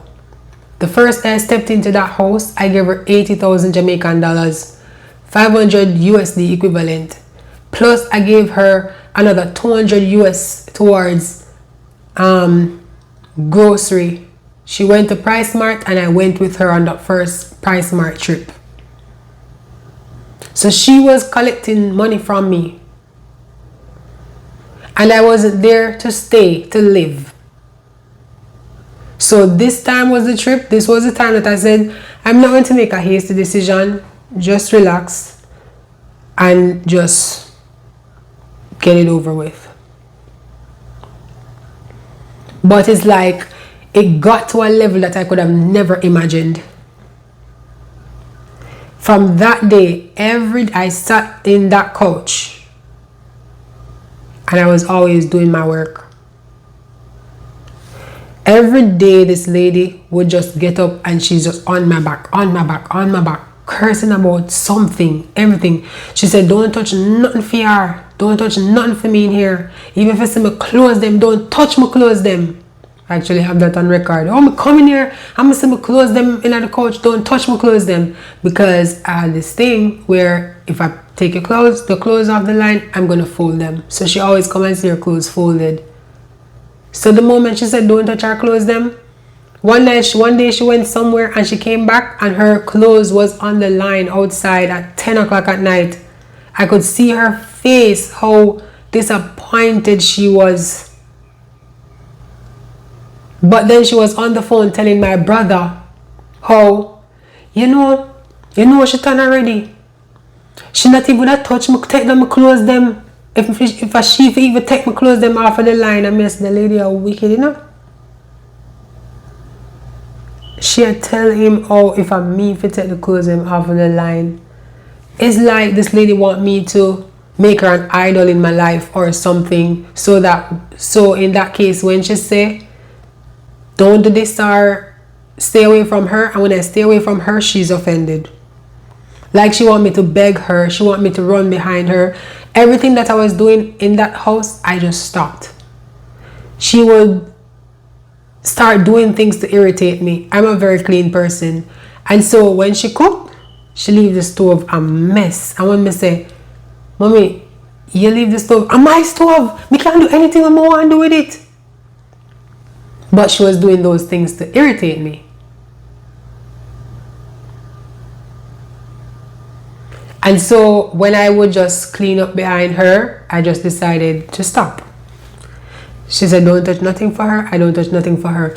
But when it went to the point where, this is the lady, you already hear the story of how I've always tried to help this lady in any way, shape, or form. That is, now you see why I gave all those scenarios for you to see when it got to the point. Like, this not gonna get me emotional to make me cry now, because me now make them see me cry.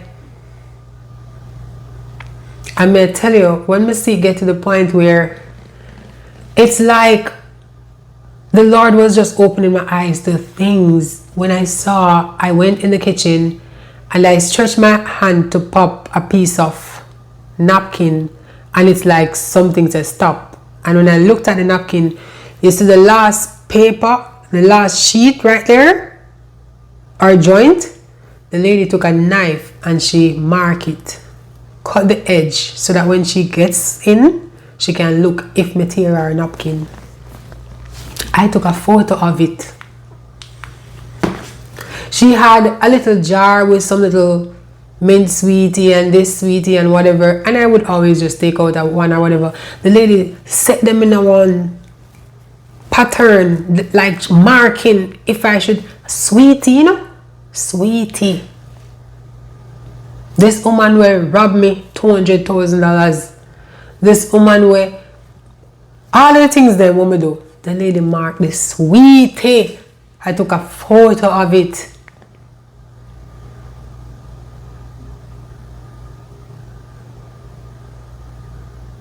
And I never said anything. I never said anything to her. I never asked her anything. I never make any issue. I just stopped touching everything in there. The money that I was giving her towards grocery, I just start buying my own little snacks. And I got a little box, literally one box. I'm just putting my things in a one box. Like everything when me do is a problem. Put my little snacks them in a one box. And just decide I'm not touching anything for her.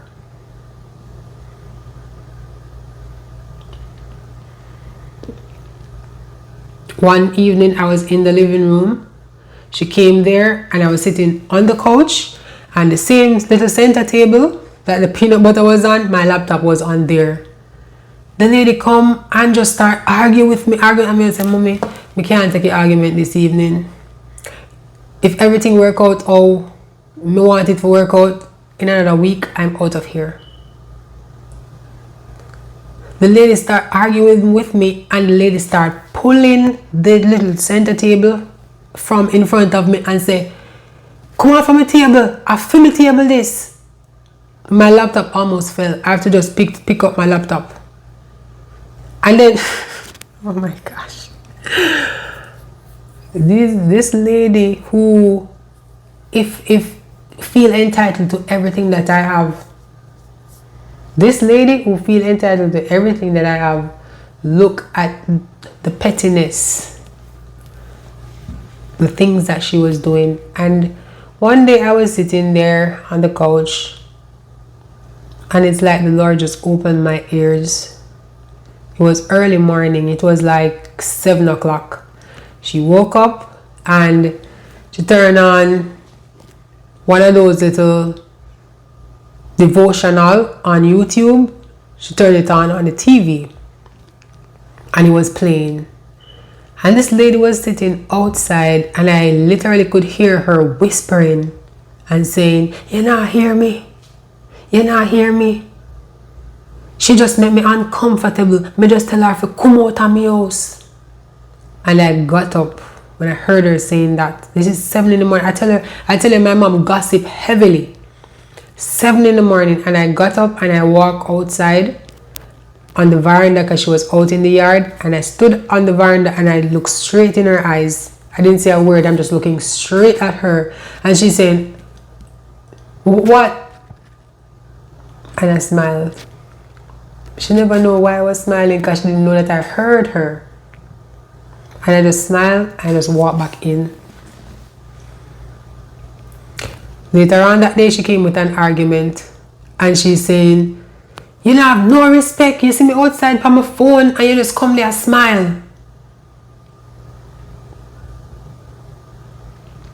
She started cuss me and she said, "When you leave here, I want to make sure I'm..." She starts saying, when I'm leaving,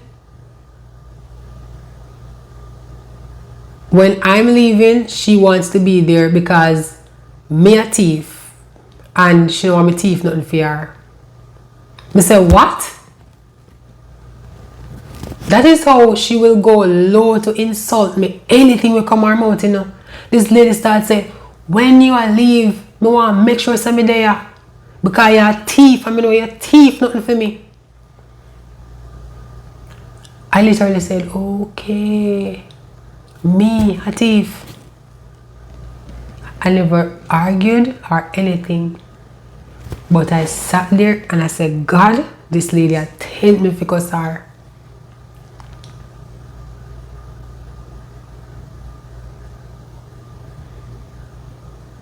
One day again, I'm sitting there.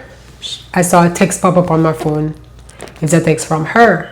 The text says, "The internet bill is due if I can pay half of it for her."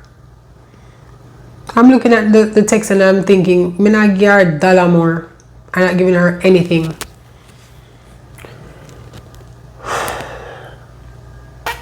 Suddenly I felt like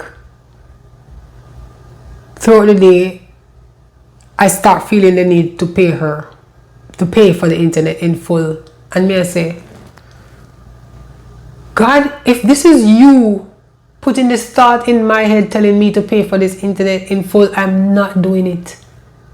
I'm not doing it because you don't see what this lady doing." I said, first of all, this lady is cursing me, calling me a thief. I'm never thief nothing for her yet, nor for nobody. I kid you not. The same evening she got in and she came to me and she said, "I have something to say to you, but you don't have to say nothing." And she proceeded to talk and she said, "I said something yesterday and I just really want to apologize. I call you a thief and that is not you. You are not like that and I just want to say sorry about that. Sorry for say that." And she just walk off. I'm going to say, okay. In my mind, I said, "God, okay, so you send her to come apologize for calling me a thief." But she took up the fan what me I use and lock it up in our room just because she tried to spite me. As I could say that, the lady just walked in the room with the fan in her hand and put on the fan and go back out. I said, "What really I go on?" I said, "What really I go on?" And then I said, "Okay, Lord, you're really speaking to me." And so I'm going to take out the money. I'm going to count out the money in full. Right there upon the couch. Me even did take a picture of the money the day when I count it out.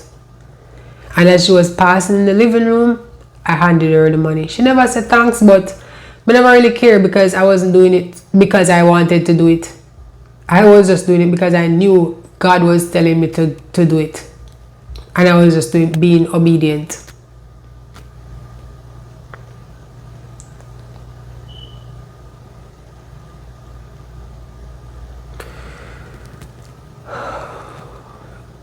That period of time, this lady would torture me every day.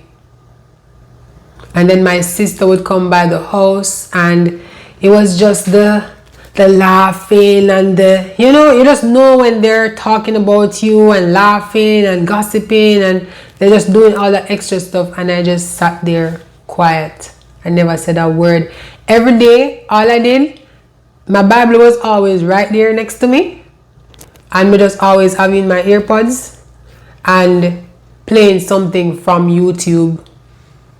Devotionals, motivational talks, like anything to just lift me up, keep me positive. Because one day I said this to her. I said, it's one thing I feel good about myself about since everything that's happening is that I have not cried once. I said I have not cried once. And I said to her, it no matter what you want to say about me, I know who I am.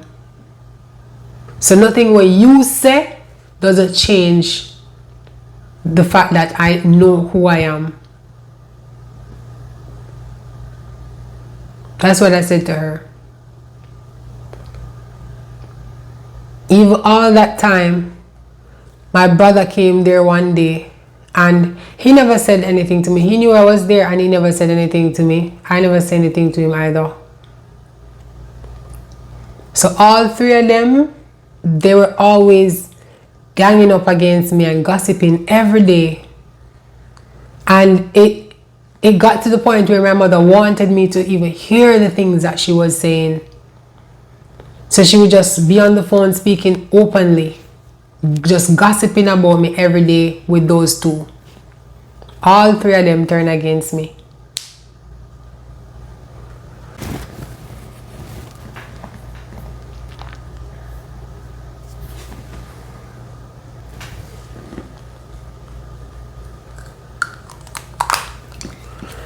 Yeah, this lady would just curse me every day, every single day. You are shitos, excuse my language. You are no nothing. You are no nobody. You don't say you don't have nobody.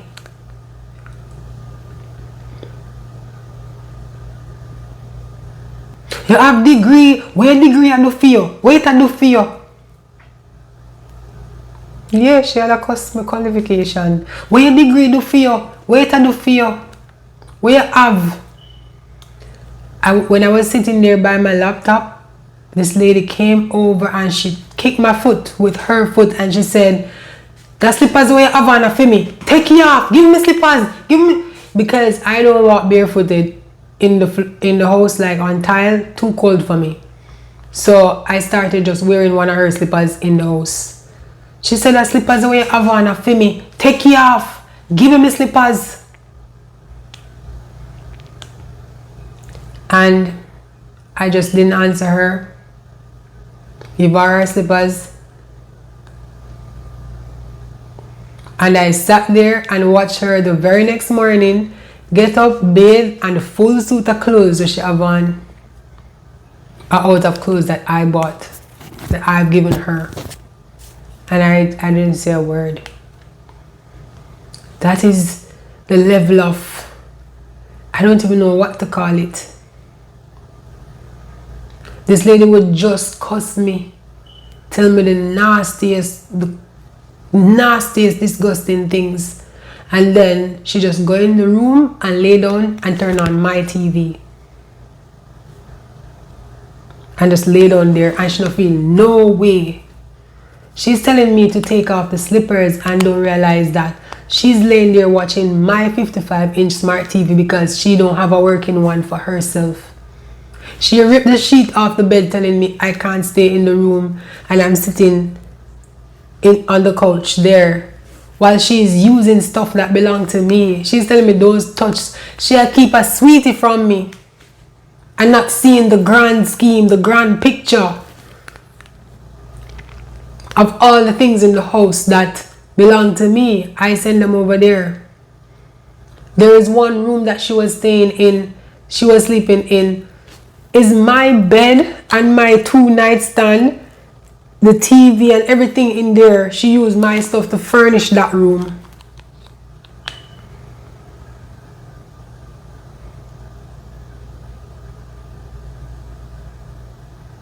And I'm saying it now, but in the moment of everything happening, I never said anything. It's like I was in shock. I just couldn't speak. I never reacted. I never said anything the entire time. It just never felt real.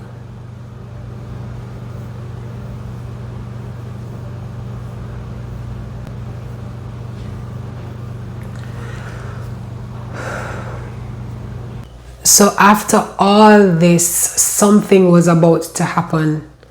Something divine, something supernatural, something life-changing, but mind-blowing. So I was brushing my teeth one morning, thinking about I need to get this TV into this box before I leave this place, and how am I going to do so without it starting another argument? As I'm there thinking, then I heard this voice. This voice said, I will restore you. Audibly. My whole body started feeling nervous, shaking. I said, Lord, is that you? My eyes welled up with tears. I just hurry up, brushed my teeth, went to get my phone and get my Bible. I just quickly typed in, what does the Bible say about restore?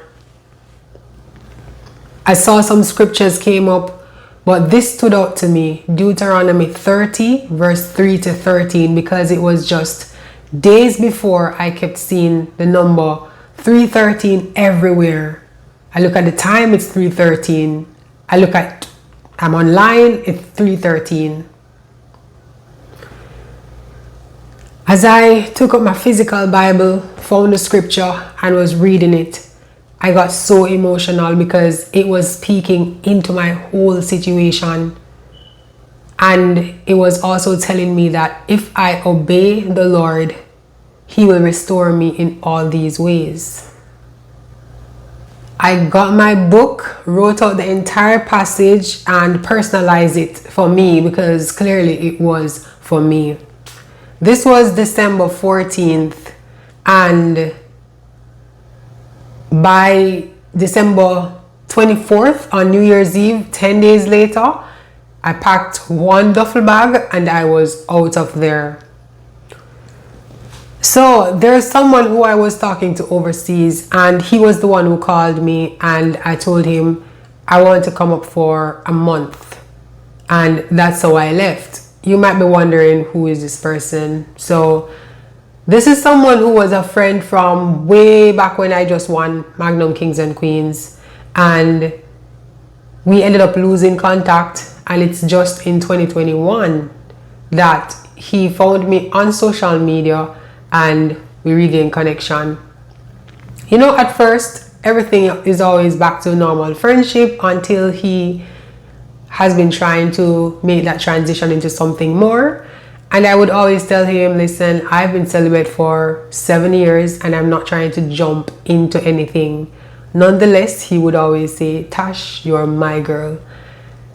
Anyways, I was going there and I was going to stay at his apartment. So, but when I got there on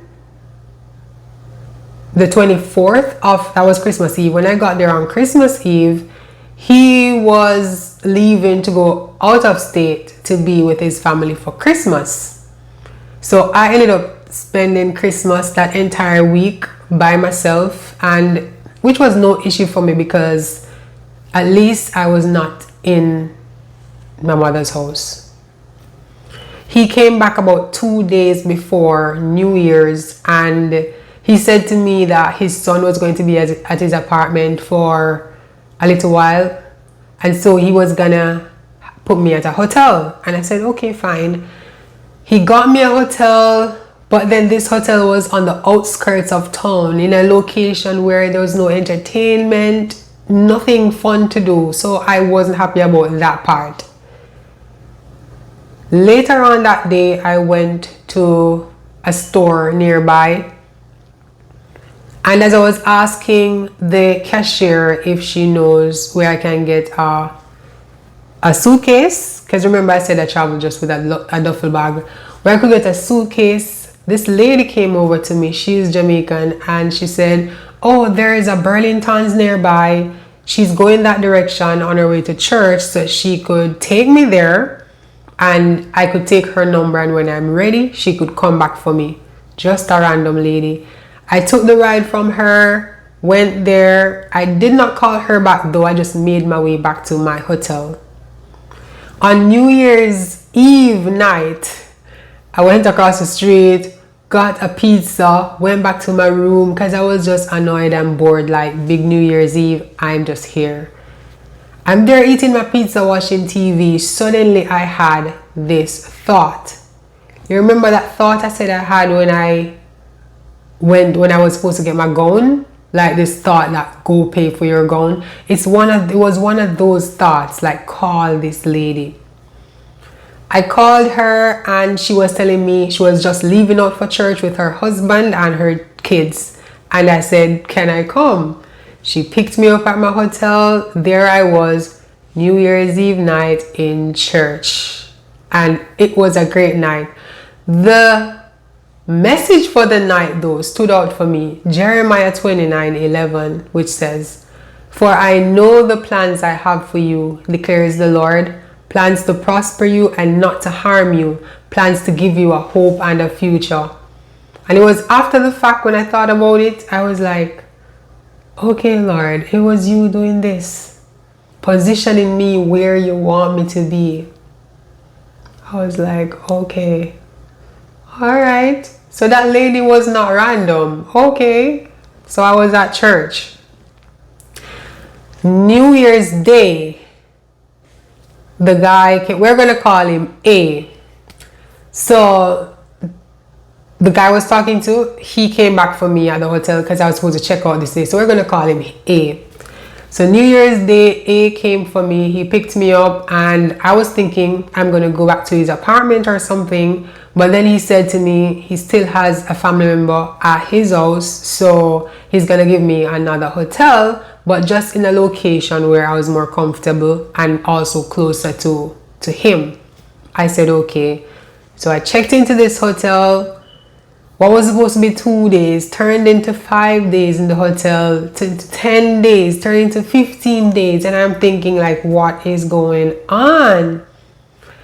I just felt like I was just there, just chilling. So I would be texting him like, hey, what's up? And, you know, but one day when he came for me, he said to me, to be honest, there are times when I would be at my apartment by myself, but I would rather pay for you to stay somewhere, because he was just expressing that when I'm at the hotel, I'm not giving him any, when I'm at his apartment, I'm not giving him any vibe in terms of intimacy. Like I still have up that boundary, and it just makes things too, you know what I'm saying, just too uncomfortable for him.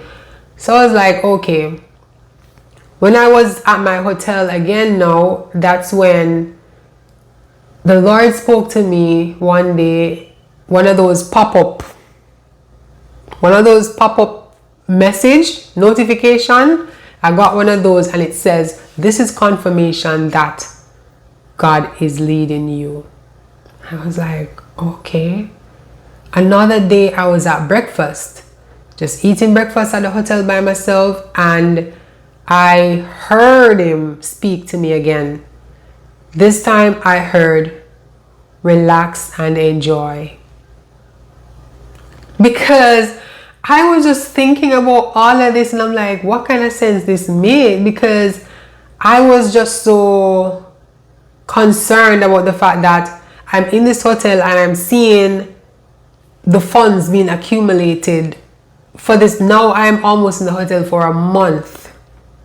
So that is why I was a little bit uncomfortable. Like, look at this bill that I'm here on. Okay.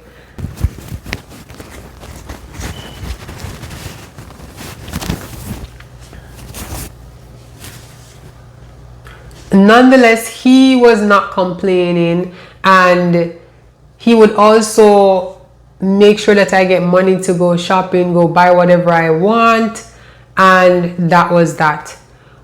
When it came to the end of the month, or days before the end of the month, I just had this thought like, you know what? I want to pack a barrel to take back to Jamaica. I was also thinking, how am I going to do this while I'm in a hotel?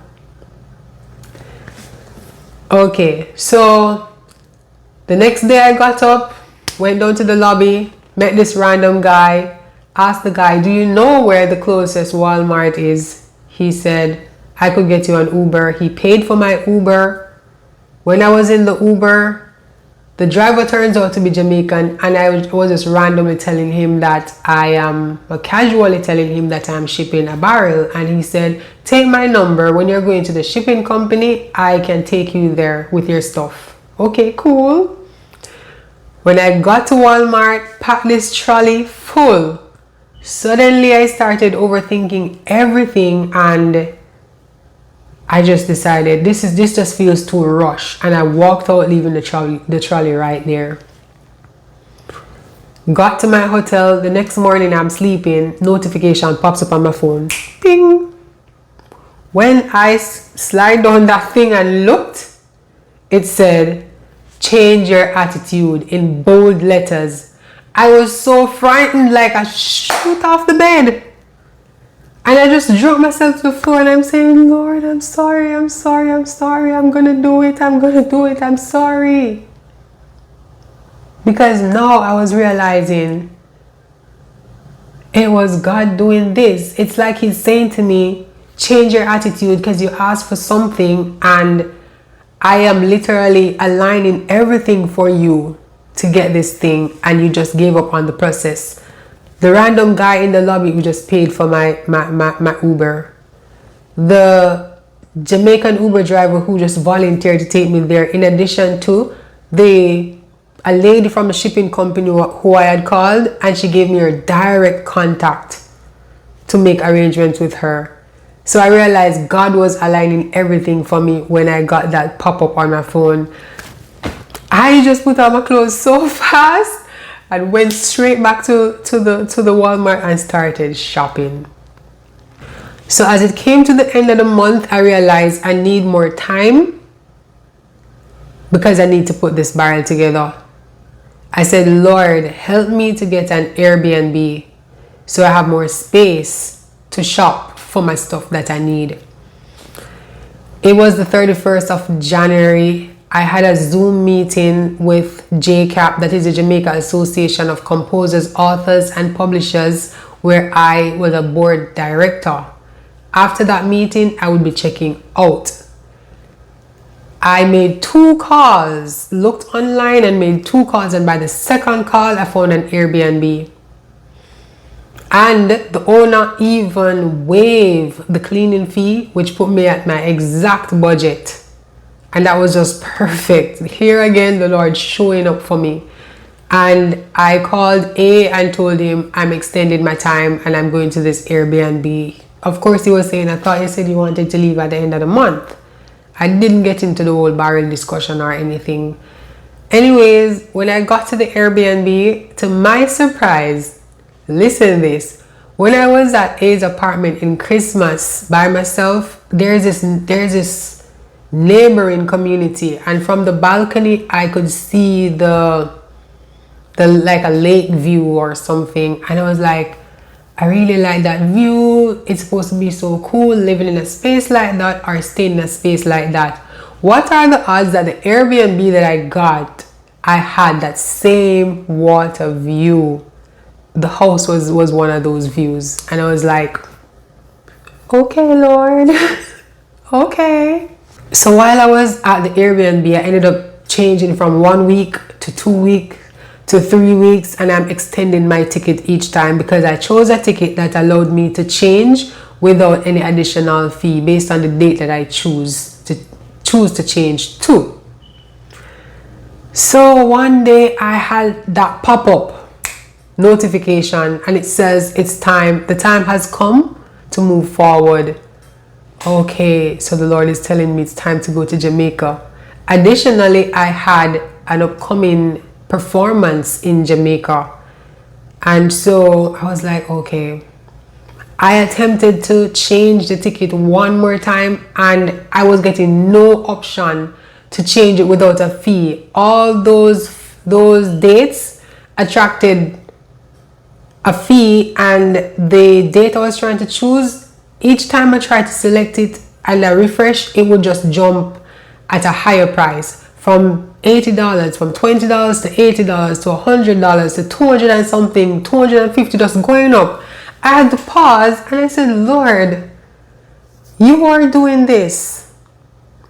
And I had to just be like, Lord, please allow me to change this ticket one more time. Please allow me to change this ticket one more time. I left and I went to go buy my outfit for the performance. And when I came back and I checked the ticket rate, the ticket price, it just dropped all the way back to $20. And I'm like, thank you, Jesus. Thank you, Lord. So I left and came to Jamaica, shipped off the barrel, of course. And I left and came to Jamaica on the 22nd for the performance on the 23rd.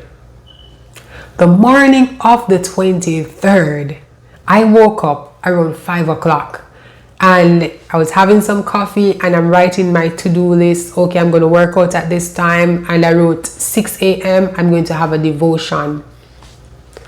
When 6 o'clock came, a notification popped up. Bing! When I looked at it, it said, I will restore the years that the locusts have eaten. I was like, what? I was just so shocked. And I'm like, Lord, you're telling me that you're here. I said 6 o'clock, I'm having a devotion, and you're literally showing me that you're here for devotion at 6 on the dot. I was just so emotional. I started crying. Every time I opened my mouth to pray, no word could come out. I was just crying and crying. I'm like, you're here, you're here. I said 6 o'clock and you're showing me that you're here. I left for my performance later on that day, went for rehearsal and then went for my performance. Had on my nice tight black outfit, belly skin, all these things. You notice I'm describing what I was wearing because I chose that outfit and I was not convicted. And the Lord didn't say anything to me. That was quite interesting. But when I was performing, I realized that this performance just felt different. It was way after the fact when I looked at everything, I realized that the Lord, the reason He was said that the time has come for you to move forward is because He wanted me to do that performance, because He wanted to put me in the position to make a decision about music, being a dancehall performer. So way after the fact, I realized I'm not feeling any connection to this anymore. Since that performance, when I was on stage, I just felt like my body did not belong to me. It's like I'm dancing. And if you know me, when I'm performing, I am very energized. I'm dancing, I'm winding up my body, doing all of these things. My body felt so awkward when I was trying to do these things. The music just wasn't exciting me the same. The beats just was not hitting me the same. So I knew that something was shifting, something was changing. The show had paid for me to stay at this hotel for 2 nights while I was performing. So now I checked out and I had to go to another hotel that's more affordable for me and continue looking for a short-term rental. One day I was driving through New Kingston and I saw this apartment building, and I was saying, how comes I've never seen this building before? And I asked somebody, this building has always been here? And they said yes. That same night I went back to my hotel and continued looking for a place online. Came up on something, contacted the lady the next morning. She gave me the address, and what are the odds when I pulled up is the same building that I just said I like this apartment building. So not only that, the same day of the viewing I received a text from A. You remember A, the guy I was talking to? And he said, I sent you some money, go and collect this today. Go collect it now. When I went to collect it, I got $200,000, and I was like, God is such an on-time God, right? So look out for the plot twist now. Everything seemed to be going perfectly fine until when I moved into the place the same evening. Suddenly I started thinking, this bathroom is too small, plus there is no window in it. I don't like it. This was close to the park, Emancipation Park. So I walked down to the park and I'm sitting there with my phone looking online. Maybe there's somewhere close by. I need to find a different place. I don't like this place. I'm not staying here. I'm looking for a place. A pop-up on my phone, a notification. As I clicked on it, it is telling me something about don't be controlled by the flesh or by fleshly desires.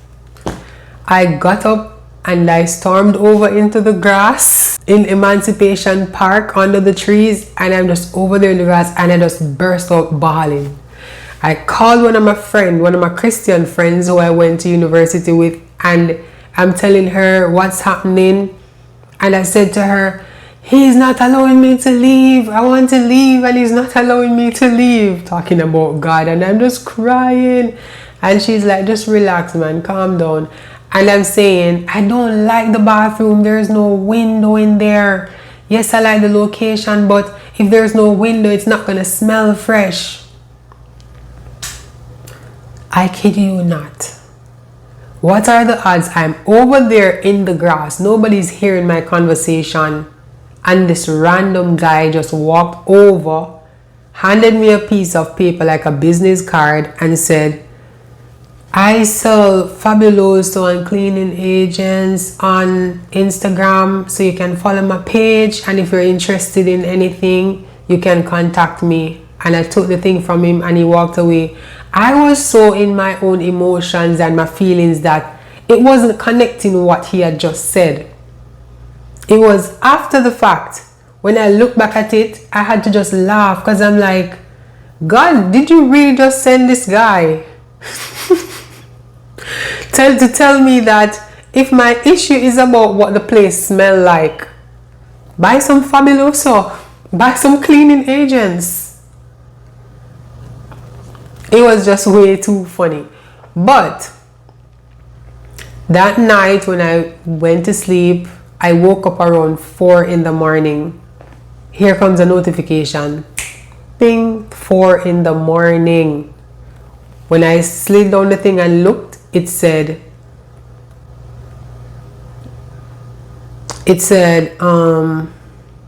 gratitude changes everything.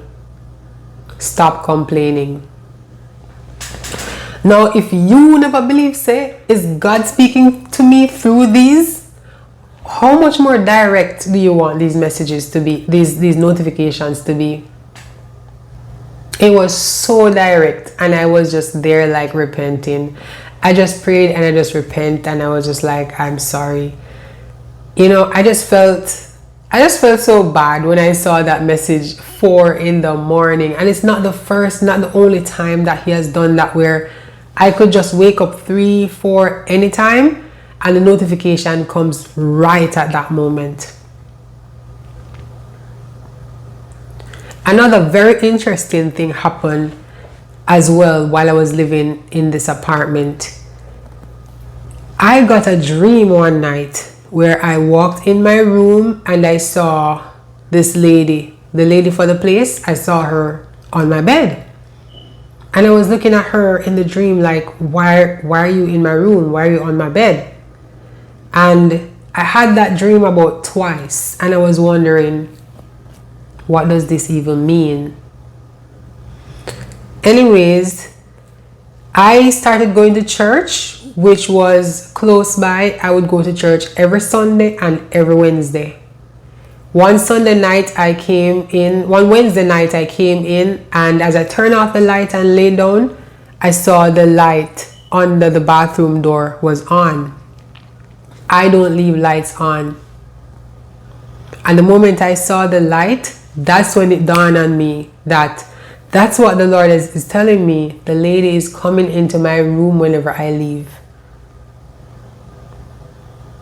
At some point I ended up saying it to her, and the guilty, nervous laugh that was on her face, she was in that room. But I didn't care for her to admit or not, because I already knew the truth. And ever since, from that time till now, you better not search my bag. You better not go into anything private for me, because God will tell me. I have so many scenarios of people going into my stuff, and the Lord tells me. He will literally show me in a dream, you opening my bag, going into my stuff, or searching my things. And sometimes I will ask him if I should say something to the person, and sometimes he will say, keep it private. Now, still in 2024, September rolls around, and the Lord was telling me, leave. I was wondering, leave to go where? But one morning I was praying, and I saw a vision coming through, and I saw the wing of an airplane. And that's when I realized he was telling me to travel, go overseas. I spoke with A. That's the guy I was talking to. You remember A? I spoke with him, and he booked my flight, and I was able to get back the same waterfront house that I had stayed at previously. I was able to get that for $1,000 per month for 2 months, and A was gonna cover it for me. So I was there, got there, all was well, and one day A dropped by to drop off some cash to me, and he mentioned that he's going to the mall if I wanted to come. I said, of course. So as we were driving out of that neighborhood, the same waterfront neighborhood, I saw a house for sale, and A pointed to the house, and he was saying, this house would fit you. I would definitely purchase this house for you. And he was telling me, take down the number and call them to find out how much it would be. I took out my phone and I took a photo of the sign, the for sale sign. We went to the mall, all was well, and then we went back to his apartment. While we were there just talking, he said to me, why are you afraid of me? And I said, what do you mean? I am not afraid of you. And he said, yeah, but what's the issue? What's the real issue? And I said, I just can't feel a connection to you. I just don't know what it is. And then I said, you just don't give me butterflies. And I remember we were just both laughing when I said that. And he said, okay, I'm going to try to give you butterflies. He found it so funny. Then I told him, I have something to tell you. And he said, what's that? I said, I've actually been walking with God. And he said, what do you mean? I said, I had this encounter, and ever since, that has been my focus. He asked me, when did this happen? How long has this been? And I said, it's actually a year now, almost a year. And he said, wait, you sound serious. And I said, yeah, I'm serious. And then he asked me if I got baptized, and said, if I haven't gotten baptized, I should go ahead and get baptized. But then he proceeded to say, just don't wait too long to get married. And he's saying, because you're going to wait until you get old and then you can't find anybody to marry you, because you're a girl I always loved and you're a girl that I would do anything for, but you can't see when somebody love you. He was just saying all of this, and I was just feeling so bad. My eyes started like watering, and then I heard this voice in my spirit said, remember who you are. Remember who you are. And I said, well, the Bible said, seek first the kingdom of God and all things will be added unto you. And he continued, well, you're going to end up by yourself, because you don't know when somebody check for you. You don't know when somebody love you. I would do anything for you. And I repeated myself. I said, well, the Bible said, seek first the kingdom of God. And he joined in. And he said, and all his righteousness and all things will be added. You think I don't know the Bible too? And we pretty much stopped talking. He's laying there on the couch. I am sitting over there on the bar stool by the counter. And I just started thinking, like, I've never seen him so defensive. So I started feeling in my spirit, leave. I took out my phone and I went onto YouTube, and my entire timeline on YouTube has changed to all these messages in bold letters. It's time to move. Don't grieve the Holy Spirit. Fix your eyes on Jesus. And I'm screenshotting them. And each time I put down the phone, I'm just feeling nervous in my body. And I'm just feeling this heavy conviction over me. I took up my phone again and I went on there and I saw, God says, wait on him for your husband. You are mine. I'm feeling so guilty now. I turned and I called to A, and he answered, And I said, I think I'm ready to leave. He said, just go lay down in the room. You can sleep in the room, because now it's nighttime. We've been on the road all evening and it's now nighttime. He says, go lay down in the room. You can sleep in the room and I'll take you home in the morning. I'm sitting there again. In my mind, I'm thinking, okay, Lord, I'll just go home in the morning and I just won't come back around him. The Lord, again, I go on timeline. It is saying, do not grieve the Holy Spirit. Do not block your angels. Close those doors now. Spiritual warfare. Put on the full armor of God. I'm seeing all of this. So I'm just like, okay, I don't have a choice. At this moment, I start feeling like, I just start feeling like I'm surrounded. I'm surrounded by something that I cannot see. I walked over to A and I touched him, like I shook him on the couch because he's now sleeping, and I said, I have to leave. And he says, why? And I said, I just feel like I need to go home and read my Bible. I have to leave. And he was just like, because he's thinking he's gonna have to take me home. I know it's like 12 o'clock at night. I've been sitting there the entire time, not moving. And I said, it's okay. I'll reach home by myself. I'll just go down and ask the security to get a ride for me or something. And he says, get $100. Look on the counter, take up $100. I picked up the $100 and I went down.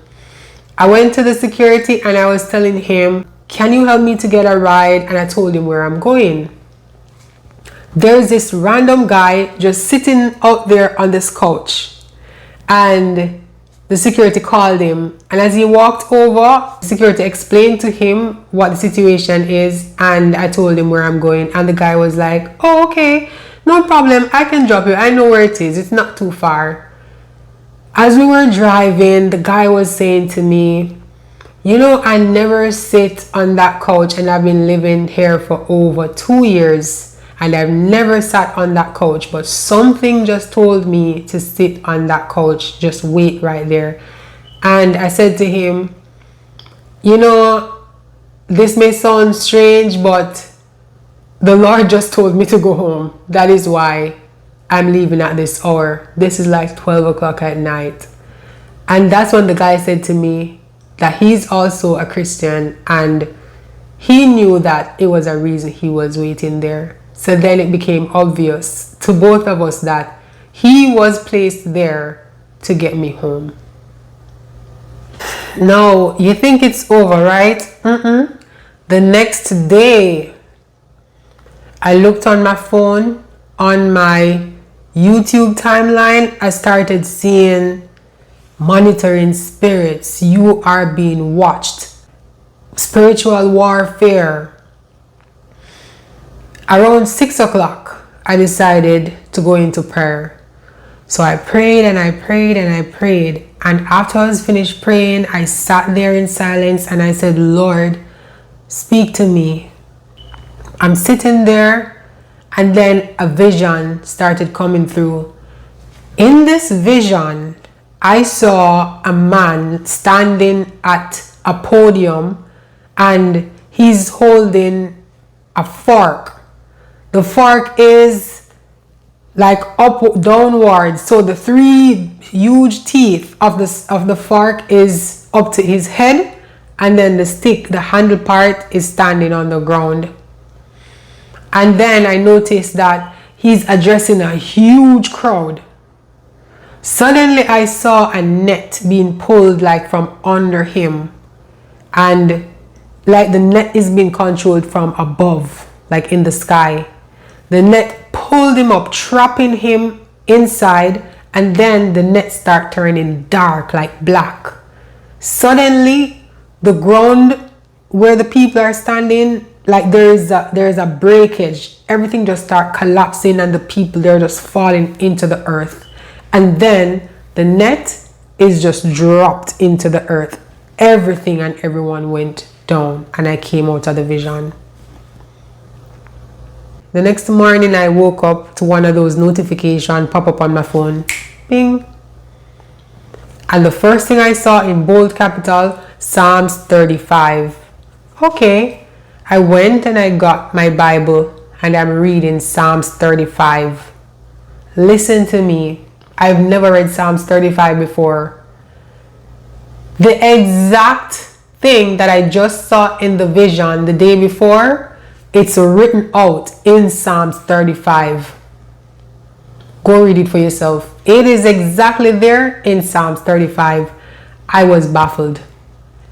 I was like, God, if I need anything more to know how real you are, if for any moment you doubt the realness of the Bible, there is your proof.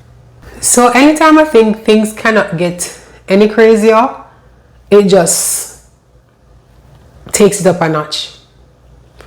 So the Lord was now drawing my attention to my mother, right?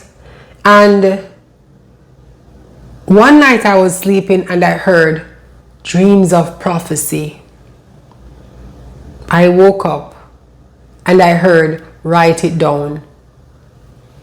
So I took out my pen and my book and I wrote what I heard so far. I went to sleep and I got a vision again and I woke up. And this continued happening throughout the night for more than an hour. Just visions. Every time I would just lay down, close my eyes, I got a vision and I'd ask the Lord a question and he'd respond in another vision. And I'd ask the Lord a question and he'd respond in another vision. I even heard my mother's voice having a whole conversation and I would write everything. So after about 2 weeks of the Lord giving me dreams and visions and me hearing her speaking in the spirit and me gathering all this information, I asked the Lord if he wants me to pass this on to her. And he said yes. I gave her all the information with screenshots, everything, date and time. This is the first time I was speaking to her since I've left her house, which is now a year. And she responded in a voice note and she was saying this is frightening. And you know, she was very emotional because she said that she was trying to type and she's just gonna stop typing and send a voice note. Anyways, one day I woke up and she was on my mind heavily. And I prayed and I'm like, Lord, are you putting my mother on my mind? Because I don't feel like I'm just here thinking about her. I'm in prayer and I got this vision where I saw a car driving on a road. You know those roads where on the side, those narrow roads where on the side is like a precipice. Then the car went over and started falling, and the car was still falling in its upright state, not flipping over or anything. When I came out of the vision, I was panicking. So I went straight back into prayer and I'm like, in the name of Jesus, my family shall live and not die. I cancel the plans of the enemy. I thought it was an accident. But as the day progressed, oh wait, I called my mother after I prayed that prayer and I told her about the vision and I told her that I just prayed. And she was telling me, no, she's not traveling anywhere, but she'll just be careful and also pass the information on to anybody who she knows who is traveling. Throughout the day, however, my mother was still on my mind. So I went into prayer and I said, Lord, that vision, is it about an accident or is it specifically about my mother? I had a vision where I saw the side of her house, I saw the window, and I saw the curtains inside.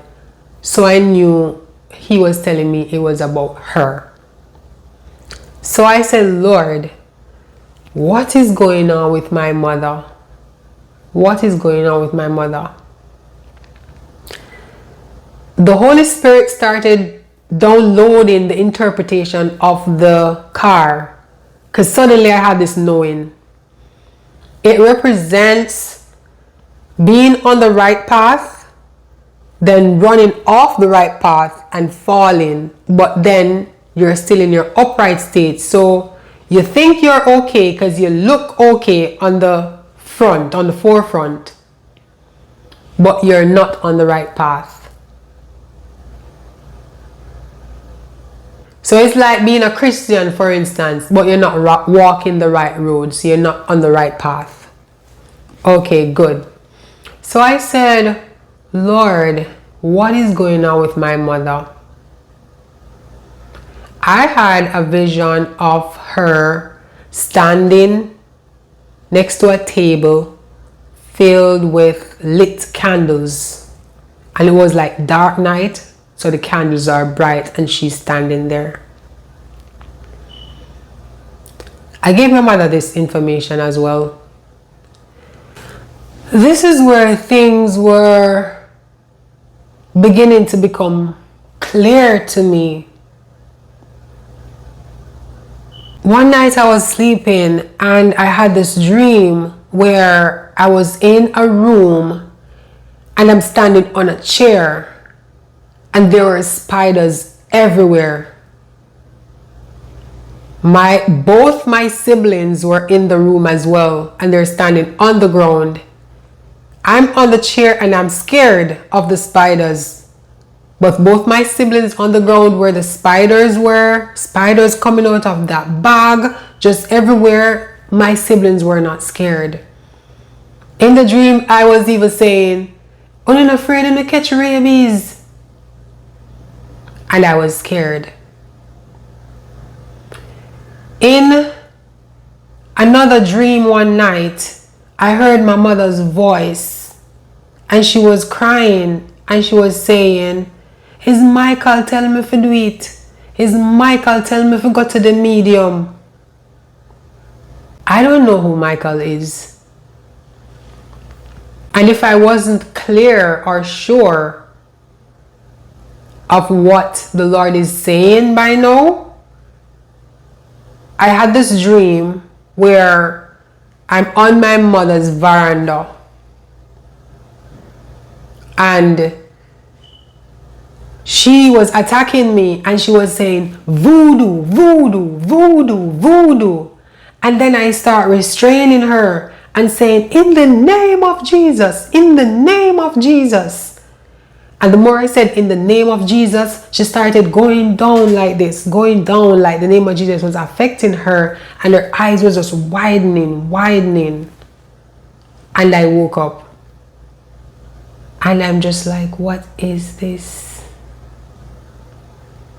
And I kid you not, even during this time, my timeline, my YouTube timeline would just be talking about witchcraft, witchcraft, witchcraft. And I'm not looking up those things. I'm not reading those things. I'm not watching those videos. Just witchcraft, witchcraft, everything about witchcraft, witchcraft. And these were the things I'm seeing in my dream about my mother. That she's doing witchcraft on me. If I should tell you everything that the Lord has told me, all the dreams, all the visions, this video just would not end. Everything that points to my mother doing witchcraft on me. I was just in shock about a lot of these things that I just could not believe it.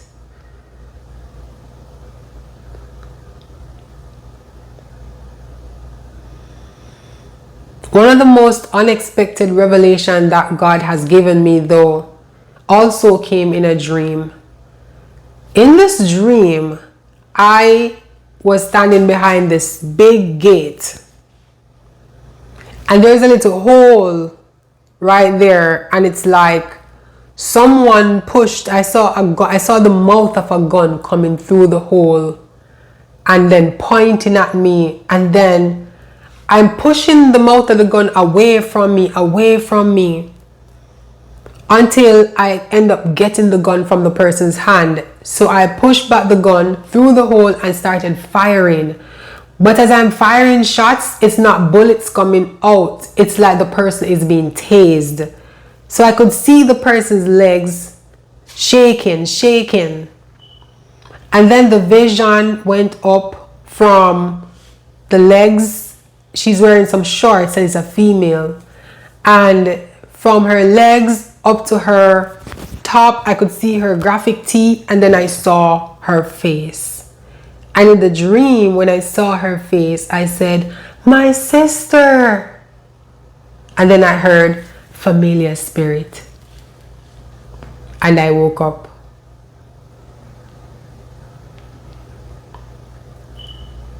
So this is what the Lord revealed to me again.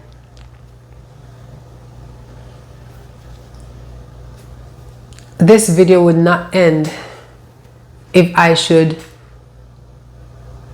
share everything. My mother and my sister. But I am eternally grateful that God has stepped in and rescued me in these situations that I clearly could have never known anything about on my own.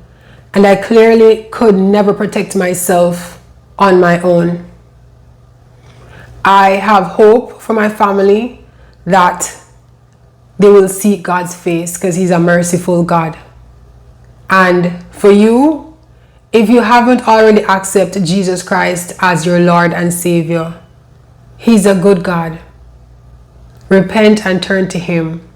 Jesus is King.